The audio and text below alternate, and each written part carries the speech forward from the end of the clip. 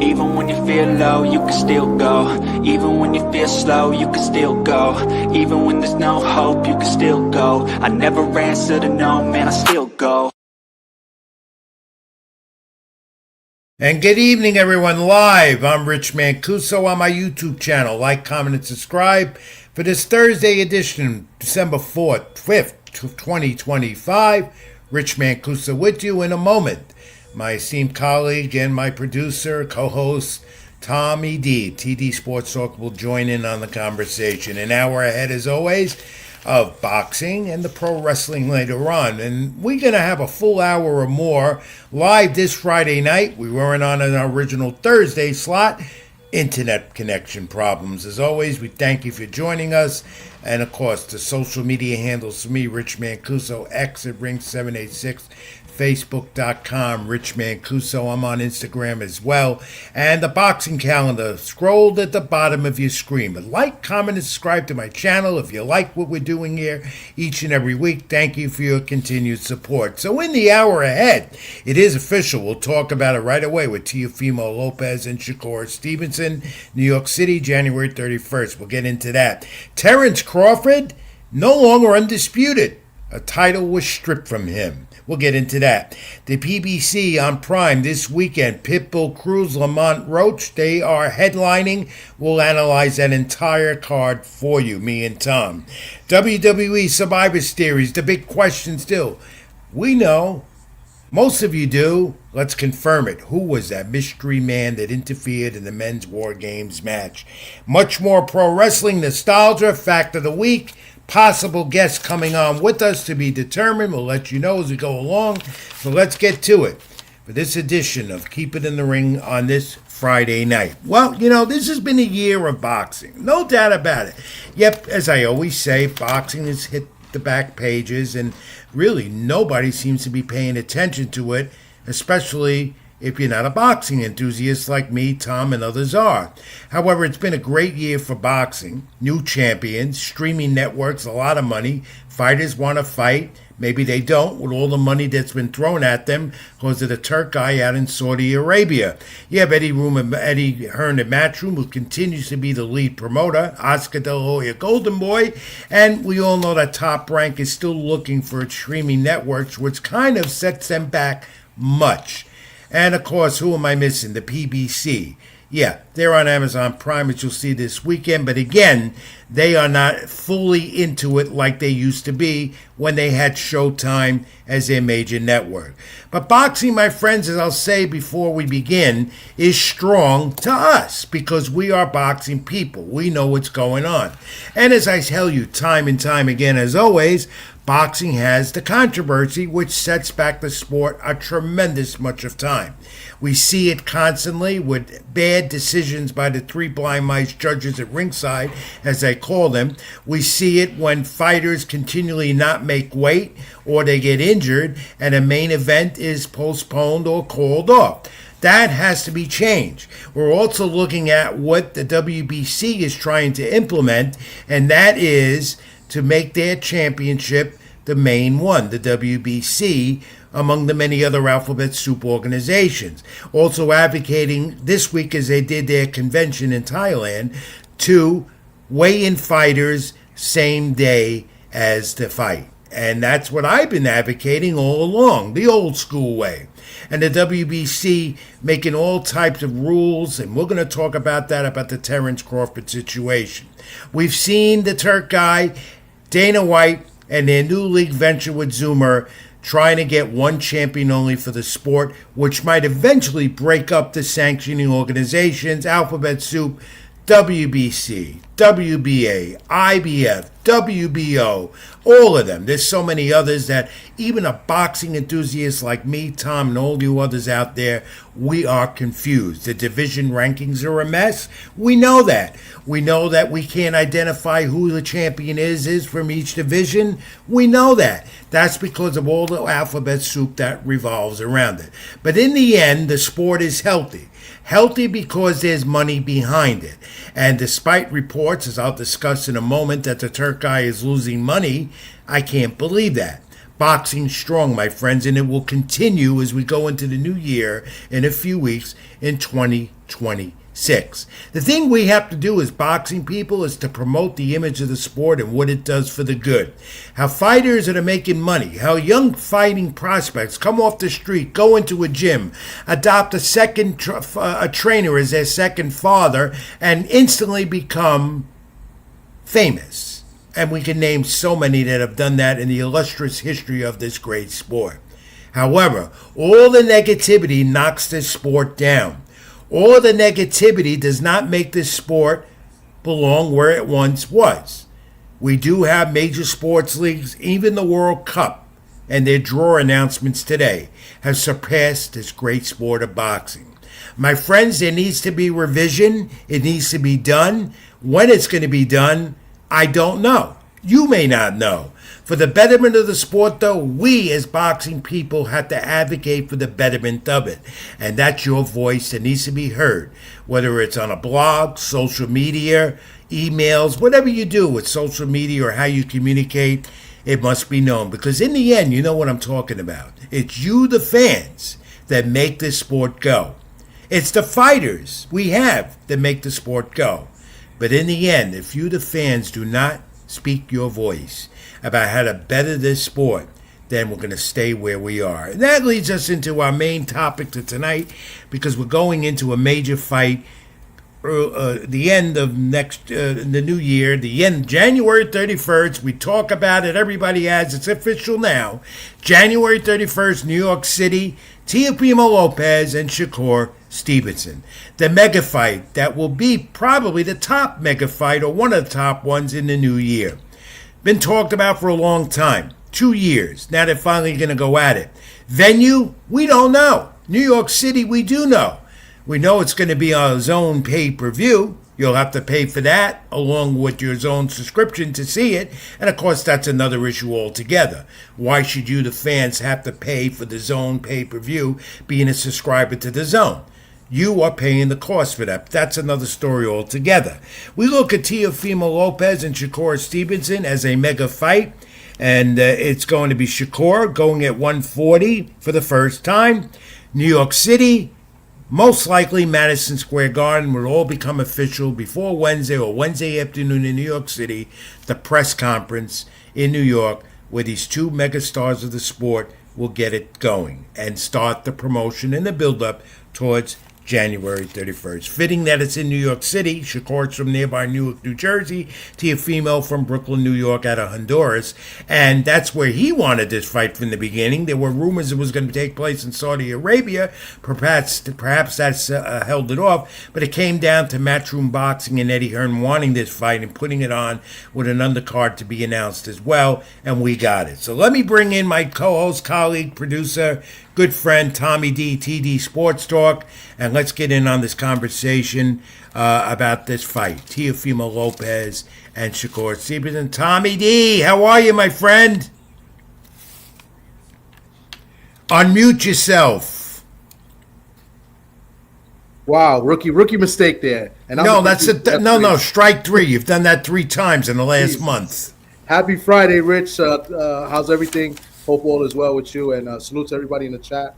We see you. I'll get your comments as we get to them. But, yeah, we got a lot of them coming in, and we want everyone to comment as we go along this hour or more. And of course, subscribe to the channels, my channel and your channel. That would be much appreciated. So, Tom, we finally have it. Shakur Stevenson, Teofimo Lopez. We had Teofimo on, as you know, a month ago or so, and he talked it up. He says his goal here will be 12-round fight. He says his power will be too much. Do you agree with that?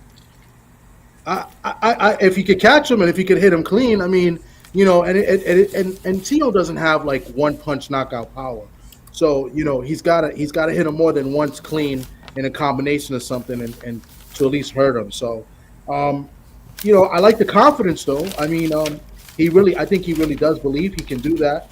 I do think he sees things in Shakur that he could maybe capitalize. But it's going to be tough. It's going to be tough because Shakur, if not, you know, anything, I think he's the best when it comes to range. He knows how to keep his range from fighters, you know, unless he wants to fight like he did in his last fight against Cepeda, which I don't think he's going to do that with Teo, you know. So it's an interesting fight. it's a big fight, and the winner of this fight, is going to be made kind of as a star or whatever. I think Shakur, this will be another weight class he could gain as a world champion as well. So, I'm looking forward to it. The rumor is it's going to be in New York.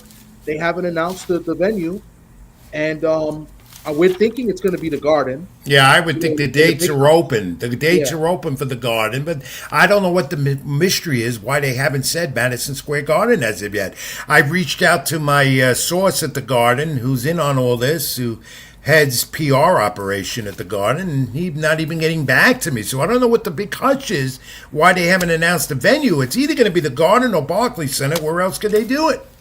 I hope they don't do it in the Louis Armstrong building, because No. that's kind of an indoor-outdoor. Yeah, it'd be It's too gonna be cold there anyway. Yeah. That's one thing, and So- hard to get to. And no, I would think it's Madison Square Garden, the main arena. And again, we'll know for sure Tuesday or at the presser on Wednesday.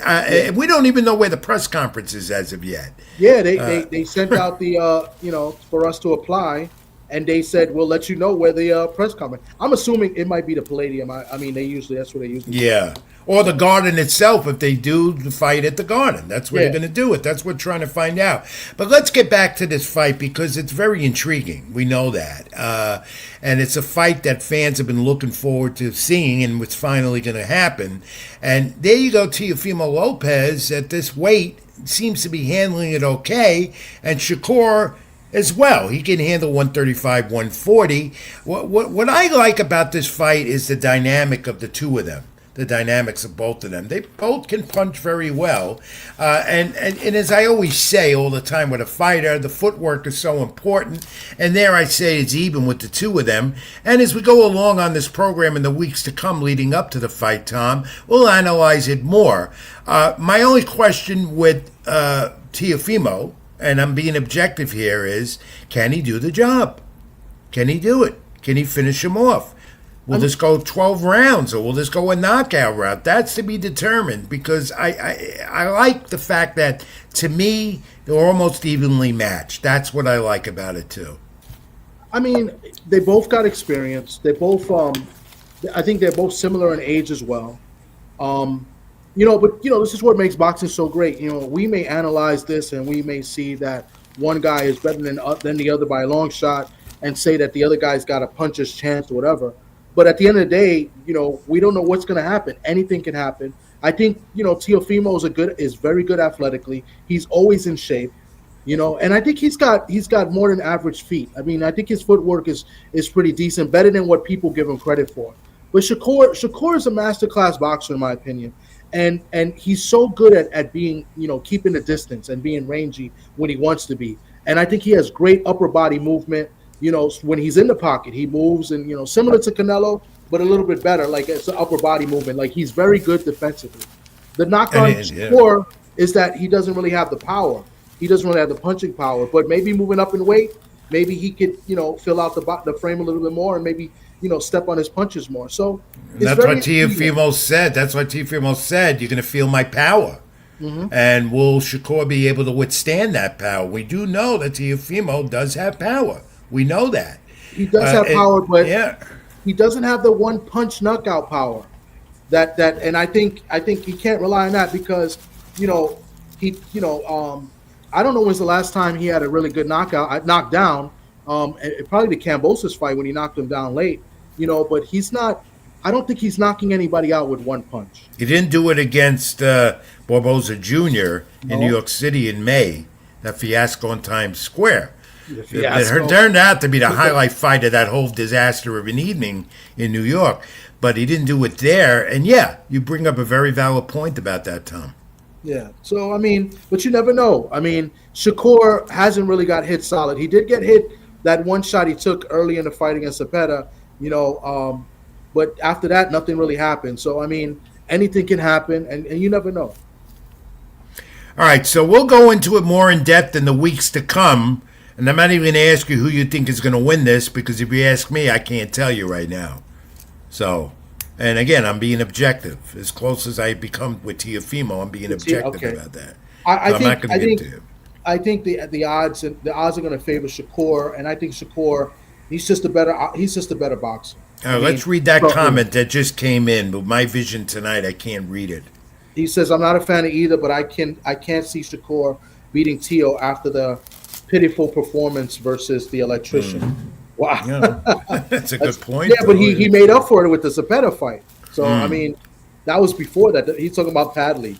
So he made up for it, but well, thank you for all your comments as they're coming along. We'll try and get them out on the air as much as we can as we go along, Tom. So Shakur and Teofimo Lopez. It's happening. We'll be at the press conference on Wednesday, wherever it is in New York City. And we'll have more on this in the week or two to come.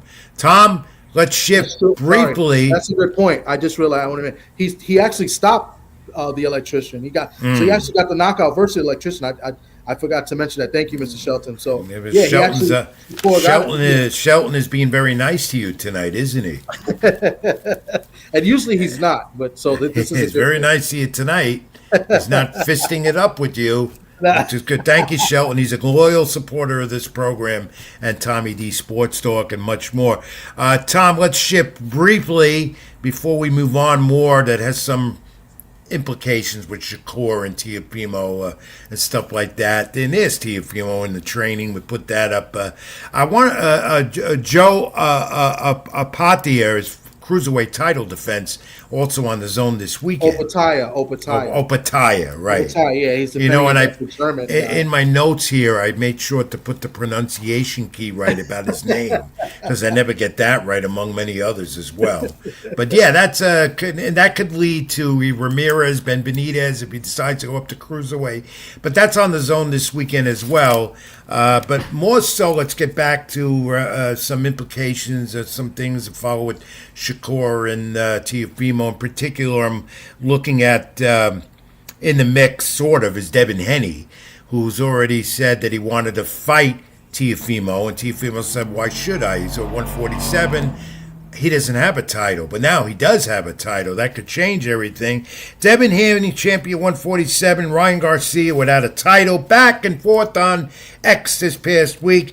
Haney still looking back about talking about Garcia and going back in time about failing the VADA testing 2 years ago that got him suspended, Garcia's suspension.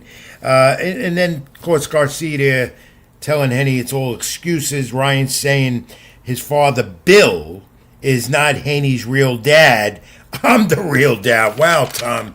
They went back and forth, didn't they? I'm kind of tired of the Ryan Garcia thing. I mean, I don't like the guy. The guy is just bad for the sport. And not just boxing, he's just bad for sports in general. He tested positive, that whole week of the fight, the lead up to the fight, before they actually got in the ring. He was acting a fool. He was in nightclubs, acting, drinking, smoking, the illegal IVs. I mean, this guy is a piece of you-know-what, in my opinion.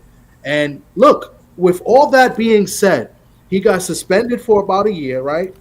They gave him an opportunity against Rolly that he did not deserve. Right. He lost that fight. He lost to Romero. And now he was supposed to have a rematch with Devin Haney. Supposedly that was in the contract. Fine. It didn't happen. And now look what happens. He come off injury, and now he's reinstated by the WBC to fight for their sanctioned body and fight for another title against Mario Barrios. Like, what other sport does this? Where even in tournaments, in chess tournaments or whatever, where does a guy all of a sudden get ranked to become and have an opportunity to fight for a world championship? Well, you heard my opening, right? How I talked about how the sport is healthy in a lot of ways and very negative in others. And here's an example of it. So apropos to what I said, and when you're bringing up the point, emphasizing it a little more. Yeah. Ryan Garcia doesn't even have a title around him. He has no legacy. He's not won a major championship. And here we go. He's got a title fight against a guy he shouldn't be in the ring with. He shouldn't. And I hope this is what I hope happens. I've been back and forth on this because I don't want Devin Haney to give this guy an opportunity. I don't think he deserves it, and I think that might cheat again if he fights Devin Haney. But now I got a different outlook. I hope he gets beat up by Barrios, so like really bad, but still gets a BS win decision. Like, we've seen BS decisions before, and gets the win. Therefore, he gets an opportunity against Devin, and I hope Devin beats him up and embarrasses him. And then You know what? maybe he goes away, and that'll be the end of it. And of course, Devin's father, Bill, who is the mouthpiece in all this, he keeps saying, "Got to fight, Mike. We got to fight again. We got to have that fight again." The question is, does Ryan Garcia want to fight him again? Because Devin Haney, as we saw last weekend, he looked awfully good and beating Brian Norman Jr. for the title. He looked. I thought he looked phenomenal. I'm a little picky when it comes to every boxer, right? I always want a little bit more. I thought there were other spots that he could have done a little bit more in that fight. I thought he might have had opportunity to maybe stop Ryan early in that fight, because after he dropped him in that third, fourth round, he was, his line was like on a straight line. He was there to be hit. But I thought he looked phenomenal, and I just think I like Devin at this weight. At 147, I mean, maybe he could bring the prestige of 147 back, because 147 is not what it used to be. No, it's become mediocre.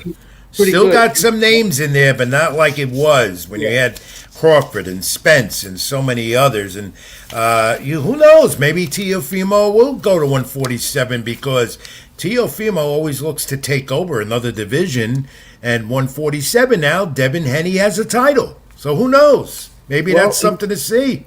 He got Shakur Stevenson problems, though, now. So. Yeah, we got to work on that first, right? All right, Tom, in the meantime, the Turk guy, Al-Sheikh, chairman of these sort of... Yeah, he's my guy, all right. He's praying. He's praying for me. They'll never go there to watch a fight. They don't belong there. He's denying reports, as you see, about finances low. That they're not where they were. There's a report out there, last couple of days, losing money. Of course, he's paying a lot of money to these fighters to go over there to fight in Saudi Arabia. Extraordinary purses. I mean, you're looking at Bud Crawford, 40, 50 million, blah, blah, blah, Canelo Alvarez, so forth. Now, there's a report, but he says, the Turk guy, I'm not out of money.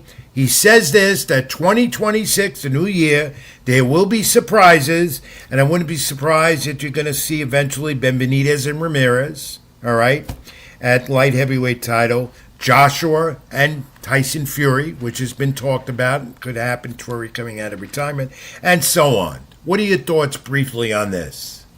I mean, it sounds good. And as far as the what is this? The talking about his money and the funds are low. I don't believe it. I don't either. I think they got never-ending money, right? It's the best way to put it. I don't know the actual numbers. People talking about. I've heard like triple-digit billions.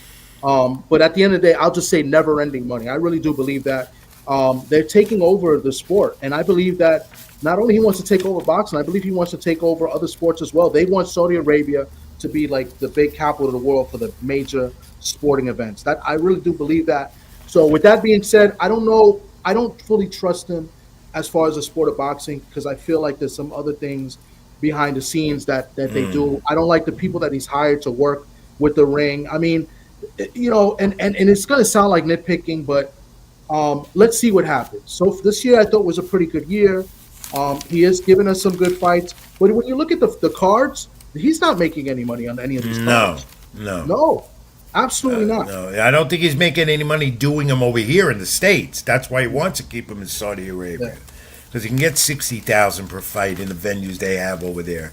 And paying all those high purses to these profile fighters, many who don't perform for the money they're getting. I bring it up again. We all saw that on May 1st in Times Square. That was a dud, the whole card, and the way they did it. And I agree with you, because we want to, for the money that they're making, we want to see a little bit more. And for the event, and they spend a lot of money on, like you said, on the fighters. That Times Square obviously was a freebie, right?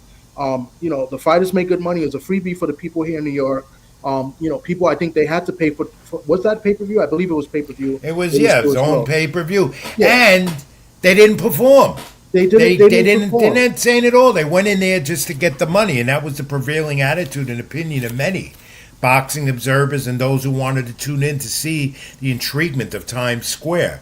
He lost a lot of money in New York on that show. Oh, of course, he had to pay. And I have report too, he lost a lot of money at Arthur Ashe, the tennis center in Queens. He lost the money there. They gave All those right? tickets away. And Yep. all the other venues he might do in the States. That's why he wants to keep the fights in Saudi Arabia. That's why he was one of the guys, if not the main, that wanted Teofimo and Shakur in Saudi Arabia, his backyard, because he's going to make money there, not lose money. Yeah. But that report, whether it's true or not, I have been speculating about this for the longest time, about the Turk guy and his and the whole group there losing money. And yet, they're also doing WWE WrestleMania there next year, 2020 and 2027, 2 years, which is ridiculous. insane. That's another story. All right, Tom, let's turn our attention to Birmingham in the UK this past weekend, where Ben Whittaker, this guy, on the zone, stopped Benjamin Gavizzi in his matchroom boxing debut. The vicious first-round stoppage, a 28-year-old. The light heavyweight says he's ready for taking on all the contenders, and he's got a tremendous body shot. Let's see where this goes. He's mostly a UK fighter. Eddie Hearn says we're going to take him, showcase him here in the States. Did you catch any of this, Tom, over the weekend? I mean, it was nothing really catch. It was only one round. I mean, it was. But what do you think of Whittaker? Have you observed Whittaker enough to say that he's this rising superstar in that division? No, I don't think. I can't say that about him just yet, because I felt like the fight where it was a technical draw or whatever.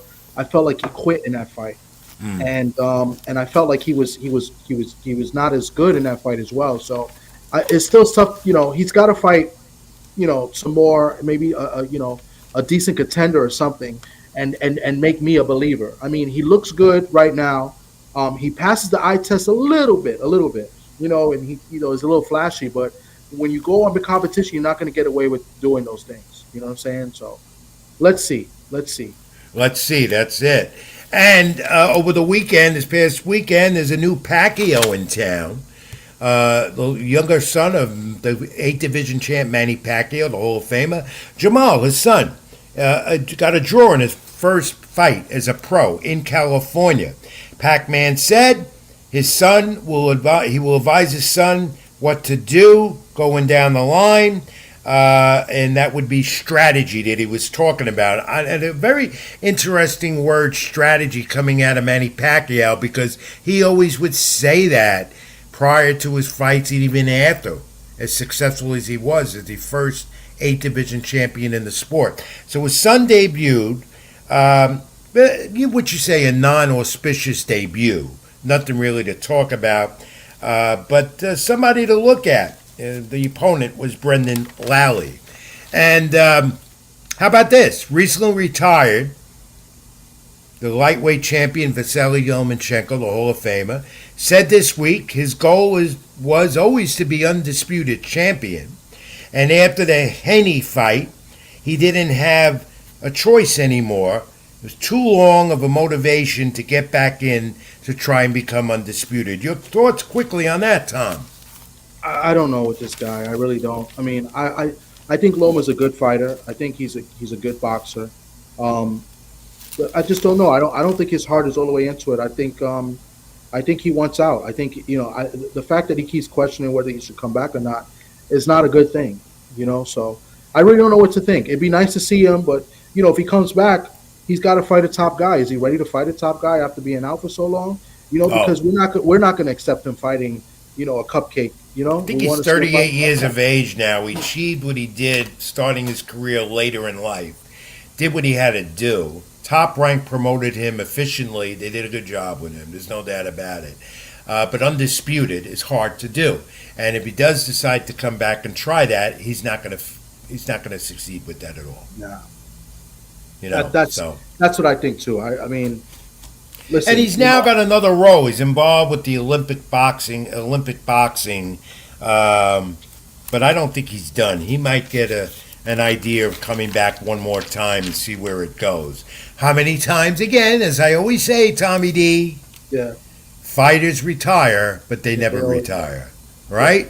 I think what he has to do, he's going to have to take a gamble, move up in weight. He's a little guy. He hasn't really done well at 135. But he hasn't done what people expected him to do, like he did maybe at 130 and lower. So I think he's got to fight, maybe pick a fight 140 with one of the top guys and do something, and make a big upset. He'll be underdog to any of the top 140 champions, or even the top 140 contenders as well. He'll be an underdog.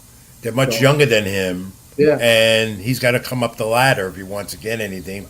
Unless the way boxing is scripted or the way boxing is constructed, if you want to say, they decide otherwise and say, yeah, here's Lomachenko. Let's give him a title shot right away on his return. Yeah. We've seen that. We saw that with Manny Pacquiao after 4 years out of the ring at his age. We saw that this year. All right, Tom, like, comment, subscribe, everyone, to my channel, Rich Mancuso, if you like what you're hearing here for the first time. Also, Tommy D Sports Talk. Disturbing news. Did you see this? A couple of days ago, as Emperor's lost to Conor Ben, Chris Eubank Jr. said he had to deal with issues. Well, now we know. He was in a hospital. We don't know the severity of his health issues, but that's pretty gloomy to see, don't you think? Yeah, I mean, think about it. It was all about money. Right, the rivalry was there. He won the first fight. He made weight. He didn't look good after the fight either, But now doing it again a second time, he's a big guy. Trying to, went down in weight. And listen, your body can only take so much, So I don't know. He's going to really have to think about his career now. No, I think we've seen the last. Yeah. I think we've seen the last of Chris Eubank Jr., but more of Conor Ben going to 147. But that was disturbing to see, disturbing news. And what does Shelton have to say right now about that? He's talking about Lomachenko, and he says that he spent his prime beating up teenagers in the amateurs, which is true. He didn't come a pro until late in his career. So late in his career, that's right. He was a gold medalist in the Olympic, whatever, and then Top Rank really propelled him. In fact, I've seen him fight Madison Square Garden more than once in his career. All right. Tom, heavyweight champ Alexander Usyk says he is not going to fight Tyson Fury right away. He's got his size set on Deontay Wilder, the former heavyweight champ. He says Wilder hasn't been a top heavyweight in the last 10 years. What would you think if? That's what Usyk says. Well, he said he's not been a top heavyweight? He hasn't been a top heavyweight in the last 10 years. That's what he said. Oh. That's what Usyk said. Anyway, I find that to be an intriguing thing that came out this week. Usyk against Wilder. We haven't heard Deontay Wilder's comments about that. What do you make of a fight like that if it should happen in the new year? Let's do it. I mean, in the 90s they were doing it, right? They were bringing, guys that were former champions and giving them opportunities. Right, and making intriguing fights. Maybe Usyk feels like when he was coming up at cruiserweight and he even started as heavyweight. Maybe he feels like the champions, all the champions he got an opportunity to fight against, except was Deontay Wilder. He got to fight Joshua, he got to fight Fury, and maybe he feels like he wants to fight Wilder as well. I mean, I don't know what's in his mind, but I'm for it. I would, it's a dangerous fight. It's a dangerous fight. I mean, on paper it says Usyk should win and outbox him, but if Deontay hits him, he's got more power than Fury and Joshua. So, and I'm hearing that Tyson Fury definitely back doing some training, which means he's going to make another return, and they'll make the fight with him and Joshua eventually. But Usyk Fury again? No, that's not happening.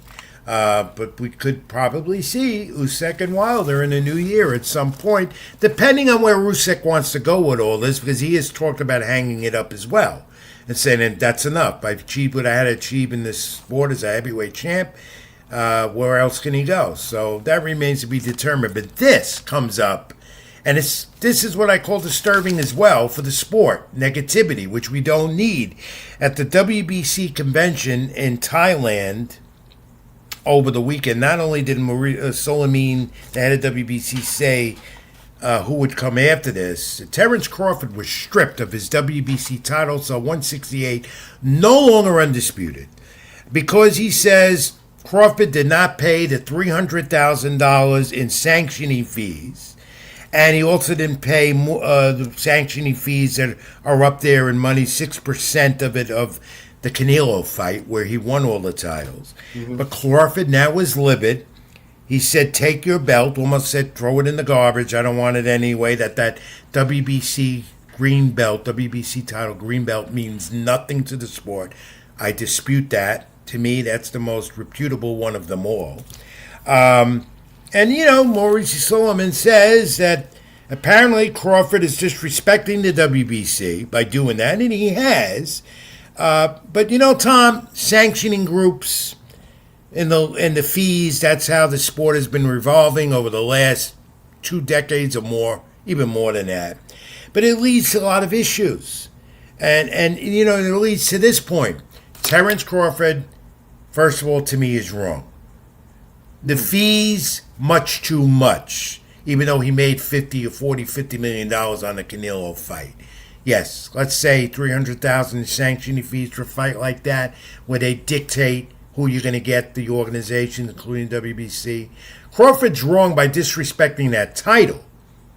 Soleiman is wrong by stripping him a title that Crawford duly earned by defeating the undisputed Canelo Alvarez, okay? But it leads to this, Tom, and I want your thoughts.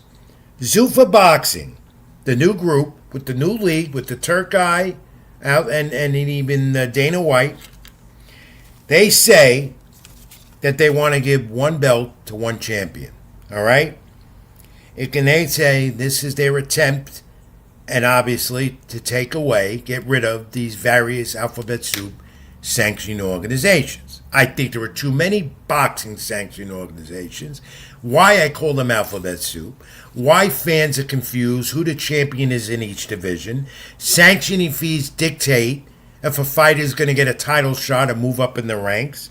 So, I can't dispute Terrence Crawford's claim about what's going on with the fees, yet Zuffa Boxing now has some ammunition more now to say, we are the ones that are going to get this right. Your thoughts? I think, the WBC, Suleiman, I got so many things negative to say about Suleiman. And I spoke about it in the past about those things, but we'll focus on this. I think Suleiman is wrong. We've seen guys, not pay the sanctioning fees and drop titles before. And Suleiman's never, ever gone publicly and said anything about it. Why now all of a sudden? And I feel like he feels a little bit threatened by Turkey and the ring because that's what they want to do. They want to get rid of the sanctioning bodies. So what I truly feel, and we'll never know this, I truly feel, because if you look up the rules and the bylaws or whatever you want to call them, a WBC, it says that it's 3% of the purse, but it's capped at $300,000. What I truly believe, because of Mauricio's statement, I think Mauricio kind of snitched on himself, so to speak, where he says you made $50 million. Like it's nobody's business for anybody for him to come out and announce the guy's purse or how much he made. And I believe that Suleiman probably asked for more. He didn't ask for $300,000. And then when Bud responded, he kind of said he already paid 100-something K, and now he wants $300,000. I believe that Suleiman wanted to get more out of him, and I think because Bud said no, I'm not paying you, he wanted to be first to the public to kind of let it out to make Bud look bad by stating that and saying, oh, we only asked for $300,000, and then the Bud did. So I think like it's gamemanship amongst fighter and the sanctioning president, but I think Suleiman is 100% wrong, and I feel like he makes himself look bad. Listen, I understand, it's a nonprofit organization, and in some of the funds, or maybe there's a percentage of the funds go to help programs helping fighters. What programs? I don't know. I don't know who's he helping and what. We don't know. They don't open up the books to tell us. Yeah. We really don't. Good point. But I think the greed of silly man is what I call him, and what a lot of people call him is getting a little bit exposed. And Bud didn't drop any of the other titles that we know of, right? So he obviously had to pay the sanctioning fees, most likely to the WBO and the IBF and the WB. Well, the WBA, I don't know. Let's just say for now WBA, right? Because he's still the champion with those sanctioning bodies. So why the WBC? So I just feel like Suleiman got caught with his hands in the cookie jar, and that's that. That's what I truly believe. Well, it gives ammunition for Zuffa, the Turk guy, and them to go with their new league. One time, this is their claim. They want one champion that in each division, one title belt, whether it be the ring or whatever it is. Whether they succeed in that, I don't know. They're trying to overturn the Muhammad Ali Boxing Act, which I disagree with. There's been a lot of safety and there's for fighters and everything else with that act. To overturn that, the California State Athletic Commission agrees with Zuffer and the Turkey and them to do that. Others have not commented yet. I don't know how far that's going to go. But another thing came out of the WBC convention. By the way, we don't know what Terrence Crawford's next move is either, as we're talking about him. Yeah. WBC at the convention also advocating, which I believe is this, I don't disagree with them at all. Same day weigh-ins for the fighters. How many times do you hear me saying that? Yeah. That's how they did it in the old day. Because of safety, hydration issues, and so forth, I'm totally in agreement with that. How they can institute that and get that done, whether it's just with WBC championship fights or whatever, I don't know. But, Tom, I'm all for that. Safety of the fighter. I see too many fighters that can't hydrate properly after weigh-ins, and right away, they don't. First of all, the major point I got with this, and you've heard me say this 1,000 times or more, and everyone knows how I feel about it, old school Rich.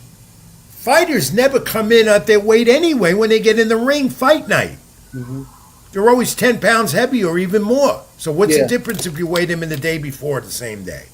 I'm yes and no with this. I'm yes with it because we want the fair fights. We want them to make weight, but it also will force these fighters to fight at their natural weights or close to it, and it'll force these fighters to be more disciplined about their lives outside of boxing, right? So, like, if you have your fight, and then let's say 4 or 5 months later you have another fight, like in between, it keeps fighters more disciplined all year long. So I'm with that. What I'm against is that you're forcing these fighters, who are looking to make money in a sport, to make weight and then fight that same day. So, like, if they had a bad camp for whatever reason, because sometimes you can have a bad camp, and sometimes the weight it's hard to get off, and you struggle. It'll make them extremely weak the day of the fight, and exactly careers. So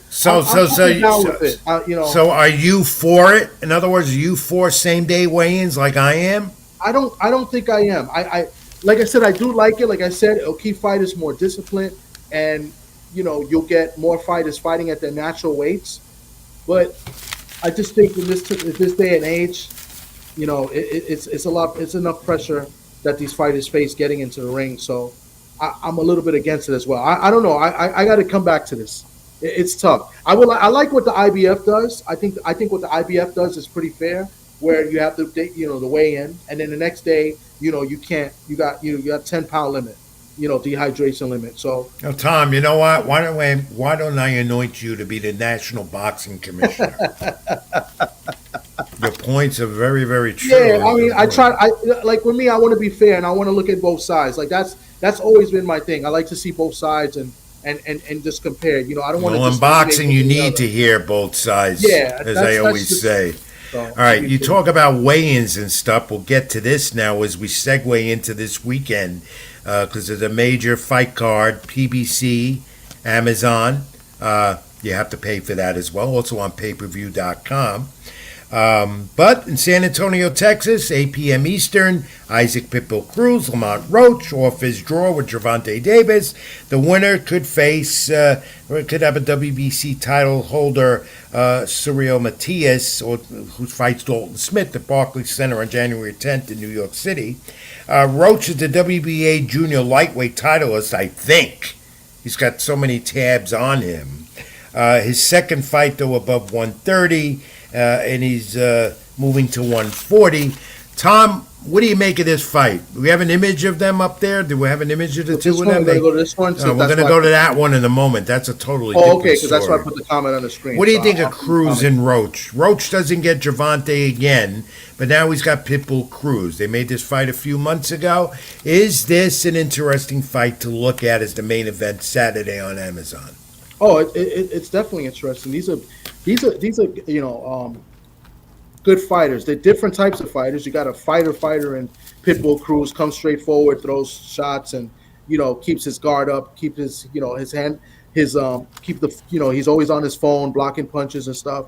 And then you got a good boxer in Lamont Roach, who a lot of people thought beat Tank Davis and was robbed. Well, or not robbed, but got the short end of the stick with the draw instead of getting the win.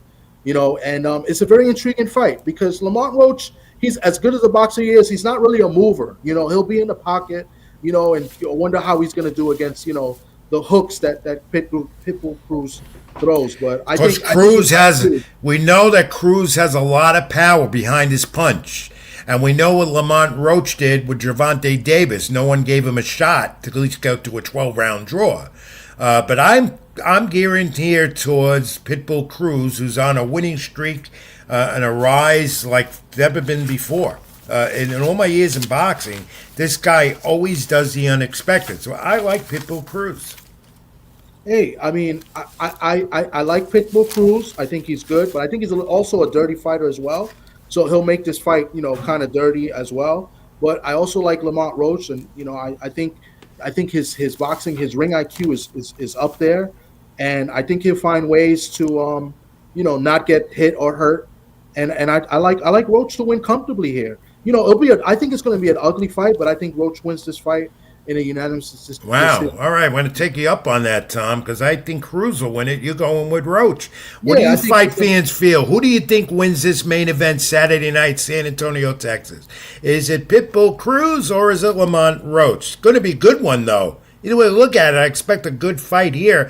And also, this undercard is very, very interesting. There have been some changes, including Arislani Lara's, the oldest champion in boxing out of Cuba, now defending the WBA middleweight title he has versus their new opponent, Johan Gonzalez, who replaces Janabak, who failed a VADA anti-doping test. Hearing that again, Tom. But now Lara has Gonzalez, and I think Lara wins this. Gonzalez, the late opponent, and Lara is on this streak as well, the oldest champion in the sport.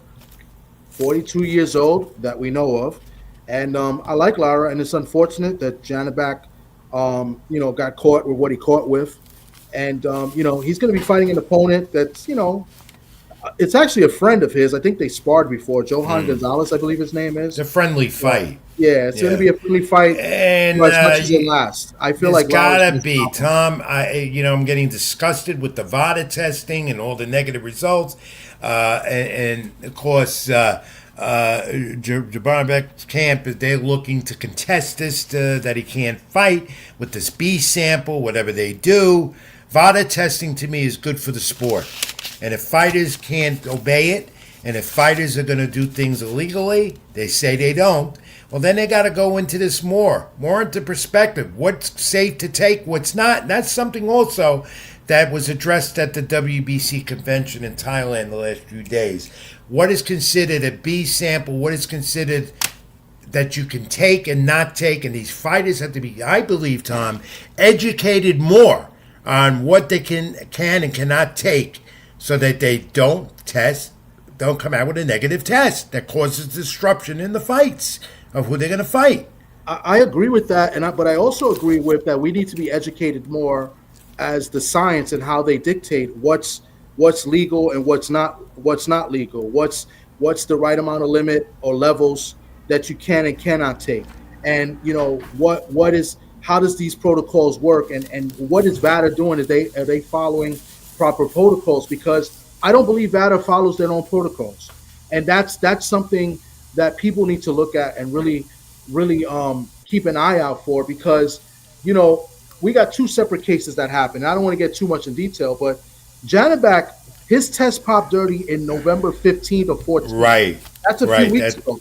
But we're hearing about it now. Meaning, in my opinion, what happened is that this opponent that they got from, he got the call within that week because they already knew. And I guess, Janabak is still working on his case. They're going to go to the B sample and still investigations going. But the Subriel Mitia situation happened much earlier in the fight. It happened the second test, and they already leaked it right away. And that's all I'm going to leave about that, because that's not proper protocol. So that leads me to believe that something is going on. But I'll get into that in a separate video because that's a lot to talk about. But yeah, we got to analyze this more. We're doing a separate segment on that and maybe we can get an athletic commission authority or someone in on this more than we are to analyze this more, because it's becoming a constant issue now, more and more.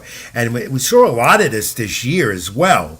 What do we got a comment there from 990 Boxing? No, 903 boxing. So basically, he's got a 903? few comments. He says Cruz might stop Roach. Think Cruz defense will hold up with the wild shots. And then we got Yes Indeed Boxing. Shout out to Shawa. She says Cruz may quit, seeing as how it looks like his right bicep is separating. Wow, I haven't noticed Interesting. that. All right, well, we'll see And then that. he said, "Man, I don't think Roach defense will hold up against those wild shots."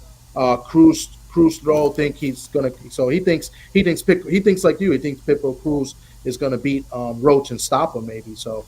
Well, And, thank you, yeah. 903 Boxing. Appreciate your support and comments, and everyone else who's commenting as we go along. Tom, there's this PBC card on Prime Saturday night and payperview.com. It's pretty good. And it's intriguing. I like this fight that's on the card. Before we go into the other change of a main event, Jesus Ramos for the interim world middleweight title, 12 rounds, and he's got Shea Mosley Jr., who's 22-4, the son of the Hall of Famer Shea Mosley, and who's really been propelled in the last year quickly. But you gotta like Ramos. You know what I like Ramos Jr. He's smart, real smart fighter. Mhm. Not only defensively, but I like the way he sets up for the punch, and he does it really well. So, what are your thoughts briefly on that fight, which is a good one on this card? I think it's very intriguing. I think Mosley has gotten better. He's on a big winning streak, and I think he boxes well. But I don't know if he's going to take the overwhelming, punches that Ramos throws. Ramos has been on a little streak after the loss to Lubin in a fight that I thought Ramos won. But at the end of the day, in that fight, he let his foot off the gas in the last few rounds of that fight, letting Lubin back in. So he can't do that here against Mosley. So I think Ramos wins. I think he wins a unanimous decision. Mosley's a tough kid, and I think he'll be competitive early on in the fight. But I think Ramos is going to be at the end of the day too much for him. And there you go again. It's for an interim WBC middleweight title. Mm-hmm. How many times do we hear that word interim? I'm tired of that too. Again, go back to Zuffa and all them. One champion. It's just too much. You can't keep track. Interim. What does an interim champion mean? Waiting to get the major title on his waist? Yeah, I don't know. Hey, it's more sanctioning fees that somebody has to pay to the sanctioning bodies. That's more money. I'm the interim Rich Mancuso, the interim Tommy D. All right. We got other people agreeing. They saying Ramos. They think Ramos will win and possibly stop. Yeah, it's a good card that you get the Amazon and then the undercard. A lot of other fights on free on their YouTube channel, PBC Fight Night. So catch it there. Payperview.com, by the way, as well. But there's the change here with Stephen Fulton Jr. and Oshaki Foster. Here we go again. We're talking about controversy, right? I mean, this sucks. Overweight. Fulton. Foster's been the champ since 2023. After numerous postponements of this fight, we finally have it. And now we have a thing here for the title that's not up for grabs. Yeah, okay. It's only up for grabs pretty much for Roach. If Roach wins, he keeps it. If he loses, it becomes vacant. And, this stinks because, I like both fighters. I've met both fighters. I spoke with both fighters. Both fighters are very humble individuals, very good guys, nice guys. They, what Shakur Foster did the last time he was here, he went to visit a couple of schools and gave out sneakers and stuff. Real nice guy. And same as Cool Boy. But Cool Boy has a habit of ballooning up in weight between fights.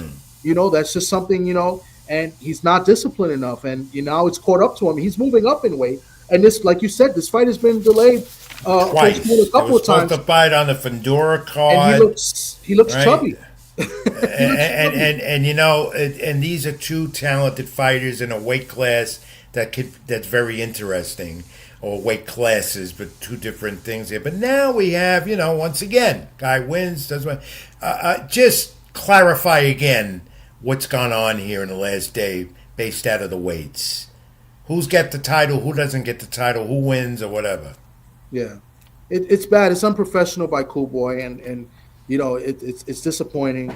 And I don't know. I mean, I picked O'Shaquie Foster to win by unanimous decision. I think he might stop Cool Boy in this fight. He does at the weigh-in. He didn't look good. He looked like he looked like he had a stomach like mine.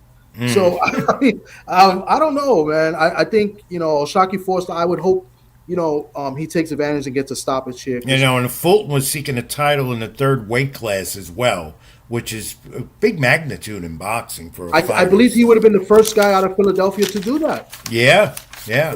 So I mean, again, weigh the fighters on the same day. Stop with this nonsense of weights. I'm going to go back to that. Matchroom Boxing announces the IBF lightweight title on the line. Champion Raymond Muratella, Andy Cruz, who's not a young Andy Cruz. He's in his 30s. He's undefeated. Las Vegas, Nevada, on the Zone, Saturday, January 24th. And again, Tom, we're going to go back to, before we do the fact of the week, me and you. What's come out of our discussion in the last hour, Terrence Crawford getting stripped the WBC title, and WBC advocating same-day weigh-ins, okay? Again, this is one of the reasons why boxing never gets the deserved attention that it should get, because we're always in the midst of controversy. And when you have a champion and a name like Terrence Bud Crawford, who won the undisputed titles at 168 from the legend Canelo Alvarez, and now he's stripped of one of those titles, one of the major titles that he held, you gotta wonder, when does it stop, and why does it happen? And my old answer is to that, what it is, all about the money. And in this case, it was again, and here we go. So, a lot going on as we wind down a year in boxing that I thought was pretty exciting. Yeah, I mean, I think we had a great year of boxing. We've seen some very intriguing fights, some good fights. I mean, we've seen some history too as well. I mean, Bud Crawford is one of those guys. He undisputed in 3 division weight classes. He beat Canelo in a fight that, I mean, it was 50-50. I mean, a lot of people thought Canelo would win, that Bud couldn't handle the power. But then a lot of people thought that Bud was just the better fighter and better boxer. And, I thought Bud won very convincingly, unlike what the judges had it. And, we've seen some things, and it's very unfortunate when you have the business of boxing or the politics of boxing kind of ruin what these athletes are doing. And it's just, it's disappointing. But it's our job, Rich, to keep uplifting and bringing up the sport and bringing up these fighters as well. We're trying, but I'm tired of the controversy. And at my age, I don't want controversy no more. Yeah, no, I understand. Come down to that. All right, Tom, a big, interesting first hour of talk just with me and you. We don't have a guest tonight because there's so much going on. As boxing calendar is winding down for this year of 2025. Are you ready, my friend, for the fact of the week? Oh, let's go. I've been doing bad on these in the last couple ones. So. Yeah, I don't know if you get this one either, but we'll try. Put it up. We don't have music for it yet, or a tune, but that's okay. Me and you, fact of the week, Tom. Chat, please let the chat. You can try to get this as well. I'll look at the comments to help. Yeah, and realize that these are crazy facts, but I come up with them every week, not trivia. Here we go. Boxing has a best brother combinations. Brothers, the Klitschko's heavyweight champions. Terry and Arlen Norris. I'm bringing those up from the past. You had the mid '90s, which was one of the. You had the brother combinations in the mid-'90s, number one in the world. These two brothers, though, were big punches in the mid-'90s. One of them was briefly the junior welterweight champ. Two brothers now. In the ring, same time, not against each other, fought different guys, but one of them was a big puncher and briefly the junior welterweight champ in the mid-'90s. The mid-'90s, brothers. Yeah. Anybody in the chat, help me out. This is not easy. I feel like I should know this. You said the mid-'90s, and he was mid-'90s. Yeah. Junior welterweight champion. So that means only one of the brothers were champions. Not right. Both. He was briefly a junior welterweight champ. He was a big puncher as well. But these two brothers. I was gonna say Darrell. No, Darrell. I think the NYPD is trying to get the answer. I hear them in the background. Well, this is I feel like I should know this though. Well, I know it because it's in front of me and I come up with it. But I feel like I should know this. Junior welterweight, mid-90s. Let me just think. I'm going to give you a few seconds if you need a quick hint. If not, we're late. We got to take a long break. Okay, nobody in the chat. I was giving the chat an opportunity. They probably don't know either unless they're Googling it. That's messed up, Rich. You're killing the chat's integrity right here. No, people do that. Yeah. And I don't give away money or a prize. Yeah. And so we can look kind of smart, right? I give up. I can't. I'm just going to throw out a name, and I already said I'll say Cunningham. I don't think the Cunningham's good. No. But you got the light. You got the we have our guest. I think our guest is in waiting there. Yeah. He just popped up. All right, we got to take a break before we get him. Commercial. Okay. But first, let me give the answer to the fact of the week, and starts with a C. You had one of it, your Cunningham. Instead, it was Donald and Bruce Curry. Remember that? Curry. Oh, that's right. I see. I knew I was supposed to know this. Yeah, you're supposed to know it. That. I bet you our guest would have known that. Our guest would have known that. Yeah, well, I would have gave it to him, but we'll get him another fact if it comes on another time. That's a fact of the week of this week. No sponsor with it yet. We're working on it, but we do have some sponsors for the show. Keep It in the Ring, Rich Mancuso, Tommy D, TD Sports Talk. Live on my YouTube channel. Like, comment, and subscribe. My social media at the bottom of the handle. We'll take this time out, brief, come back with our guest, and then do the pro wrestling right after that. I'm Rich. This is Tom. Keep It in the Ring. Back in a moment. Stay with us.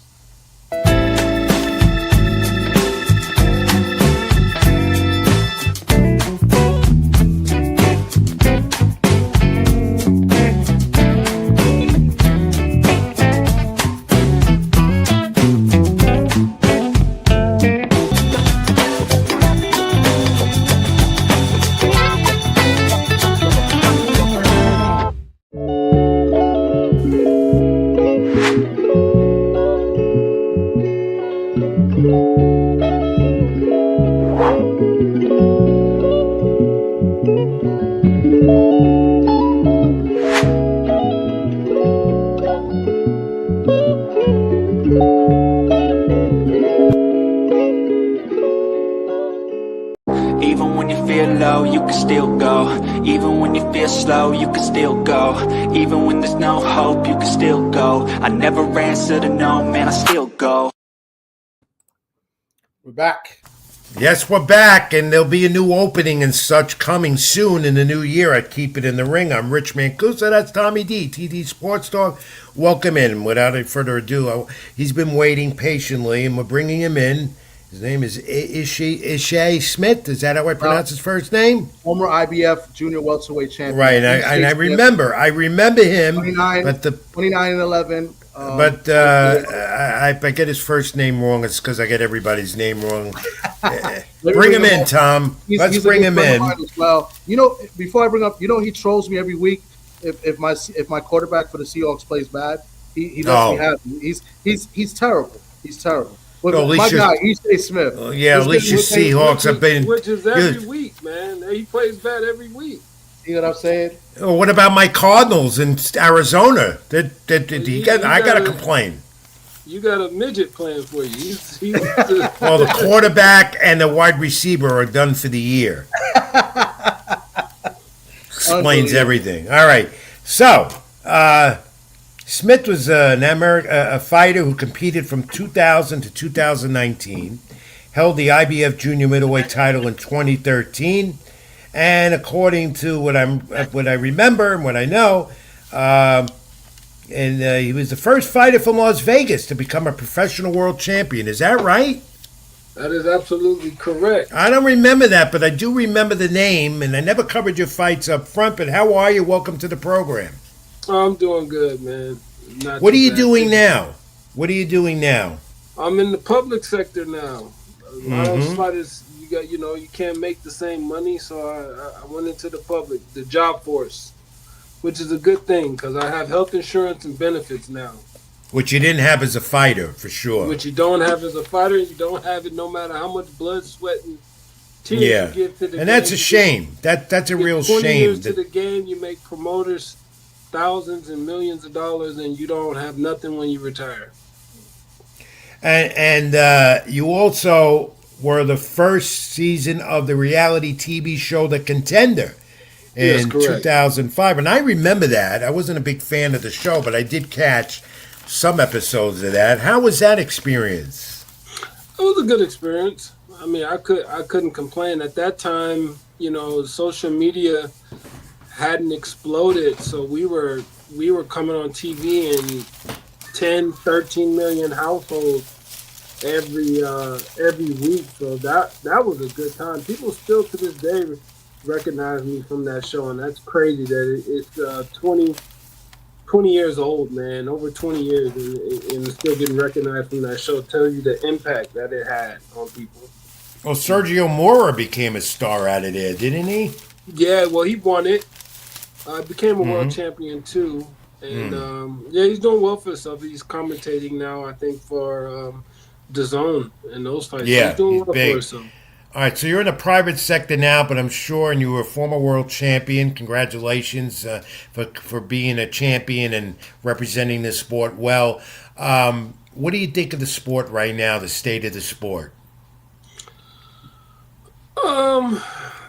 I think I'm happy I came up in the age where fighters weren't getting paid a lot of money. So in that aspect, I'm very happy that fighters are getting their just due and they're making a lot of money, and the big fights are being made.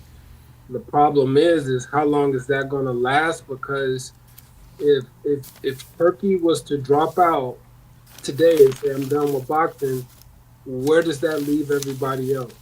What happens? There's no Showtime anymore. There's no HBO no more. There's no ESPN no more. So if he was to drop out and say I'm done, I don't want to spend no more money in boxing, where do we go from here? And it seems like, I hate to say it, but this just seems to be a dying sport. That just all the years, all the the bad decisions, the bad judging. We've turned sponsors away. So I don't know. I think it's at a good place right now because he's involved and he's made a lot of big fights. The He's sport, doing a lot of things. yeah, as I said in the opening, and Tom, feel free to interject any time here. The sport, as I said in the opening, and I've been saying in the first hour, financially very healthy. Okay, disorganization, controversy, all that stuff drives people away, and we don't have the fans that we want to have getting them all in. But as far as being a healthy sport, it is financially. There's no argument about that. And you bring up a good point that if the Turk guy falls out of this, then we're all in trouble. Yeah, he's the driving force. Mm-hmm. He's the driving force. I think everybody got it wrong. I think at some point you have to, if you're PBC, you have to look in the mirror. If you're De La Hoya, you have to look in the mirror, and if you're Bob Arum, you have to look in the mirror, and because they're the ones. Don King's been gone for a while now, so you have to look in the mirror because they got it wrong. The not making the big fights and not making sure, not speaking out about bad judging, not holding fighters accountable when they would, pop dirty for drugs. And De La Hoya's doing it now. He said a lot of negative things about Devin after the fight, but he himself was cheated a couple times. When he fought Shane Mosley the second time, and when he fought Vargas. So Yeah. and I know Ryan is his fighter, but to speak on a fighter like Devin, who's been clean this whole time, it's just, and like I said, it's like you said, it's healthy now. But there was reports that this guy was talking about dropping out, and he said those reports are untrue. But it just made me think, if he drops out, where do we go? Because in the States, boxing is shit in the States. It's nothing here anymore. Yeah, there's more action in the UK every week. Yeah. The UK is dominating the sport right now. Right, Tom? Championship fights every weekend. Yeah. Every weekend. And they're filling up arenas and stuff. And that's the thing, like what Ishe opened up with, he said, you had all these promoters, they have the opportunity to do the right thing. You had Golden Boy, you had Top Rank, Oscar and Aram, King is gone. You had these big time promoters, and there's other promoters as well in the country. They didn't do their part by the sport, and now you got a guy, pretty much an immigrant, right? I mean, it's coming over and he's taking everything over, and it just looks bad. It's a good thing, but it looks bad. He's making the country look bad too, because the people that represented the sport didn't do right by it. Well, at some point, when does he close? And I said this last week, right? Like, I was talking to my wife and I said, this is garbage. And she said, well, what are you talking about? The fight? And I said, not the fight, but if I was fighting today and I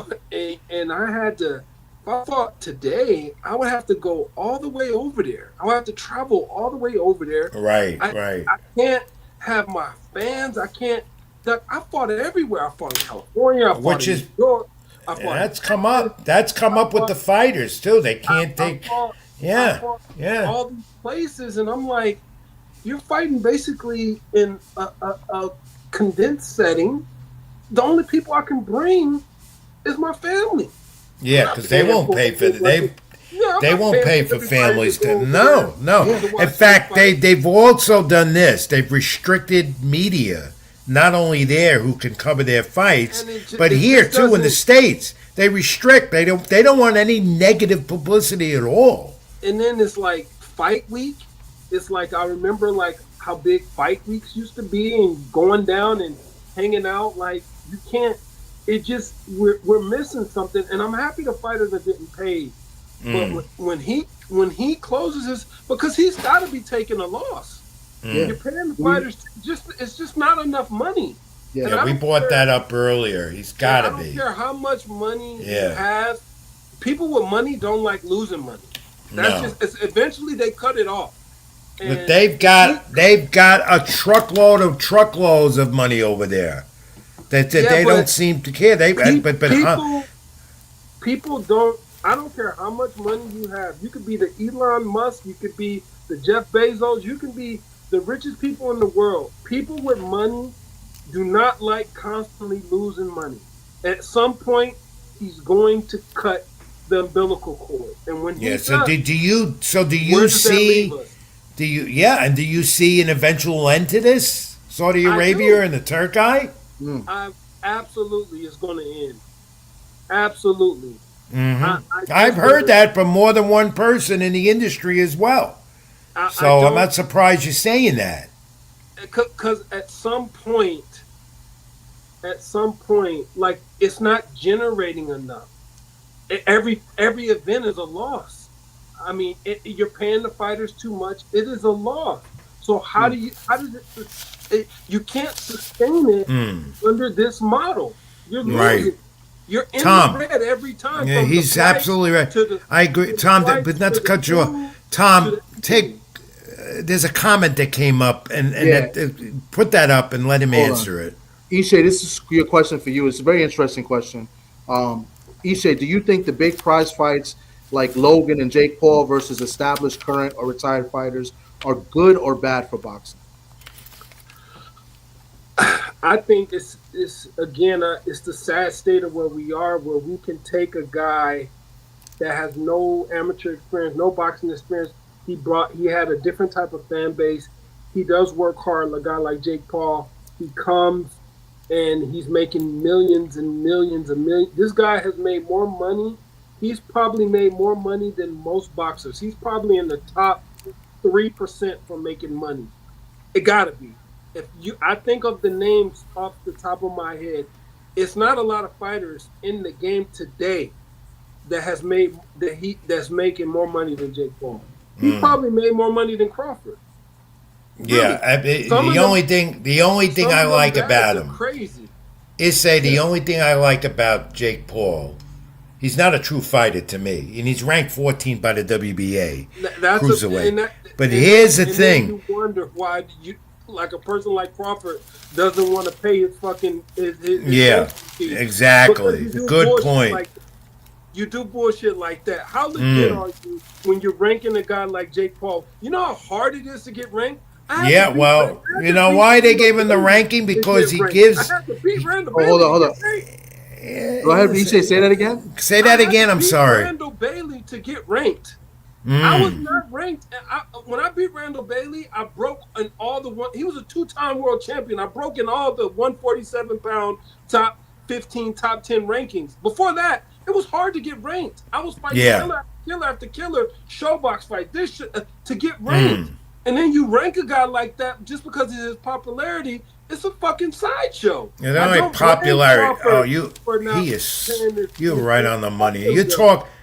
You're talking my language right now, because when you fought, boxing was in a different zone. Totally different. You just brought up some valid points. This is Smith, former champion IBF, now 47 years of age, lives in Vegas, a welterweight, light middleweight as he was, 40 fights, 29-12, 11 losses, and deserved his opportunities the way boxing should do it now, and they don't. And back to Jake Paul again, because we're on that subject. The only thing I like about him, he's a proponent of female boxing. He's helped propel Amanda Serrano. A lot of the other females in the sport, puts money into youth, as far as we know. And I know that because where I am in the Bronx, New York, he put a lot of money into the Kips Bay Boy Club operation here. Okay. That's the only thing I like about him. That's it. You know what? Only thing I can say is this. The only thing I give him credit for is he brought it to, he got them paid. I will say that the women boxers are making more money, but let's give credit what credit is due. Women boxing did not start with Jake Paul. No, I knew John King was showcasing Christy Martin on all his pay-per-views back in the day. Everybody knew who Christy Martin was. Everybody knew the Goosens. I think had the one pretty girl that was married to the guy that played on the soap. What was her name? She might have been Mexican. What was her name? I remember it. It was a little controversy. I think she may have played. Yeah. She may have posed for Playboy back in the day. And she was on TV all the time. Lucia Riker was on TV. Layla Ali was on TV. So we gotta quit this narrative. Like, he's done so much for women's boxing. He got them paid. Oh, you know what? Turkey got the men's fighters paid. Thank God. The men are finally getting what we deserve. But let's not give him all the credit with the women, because I'm going to give credit what credit is due. DK used to put Christy on all the pay-per-views. I remember.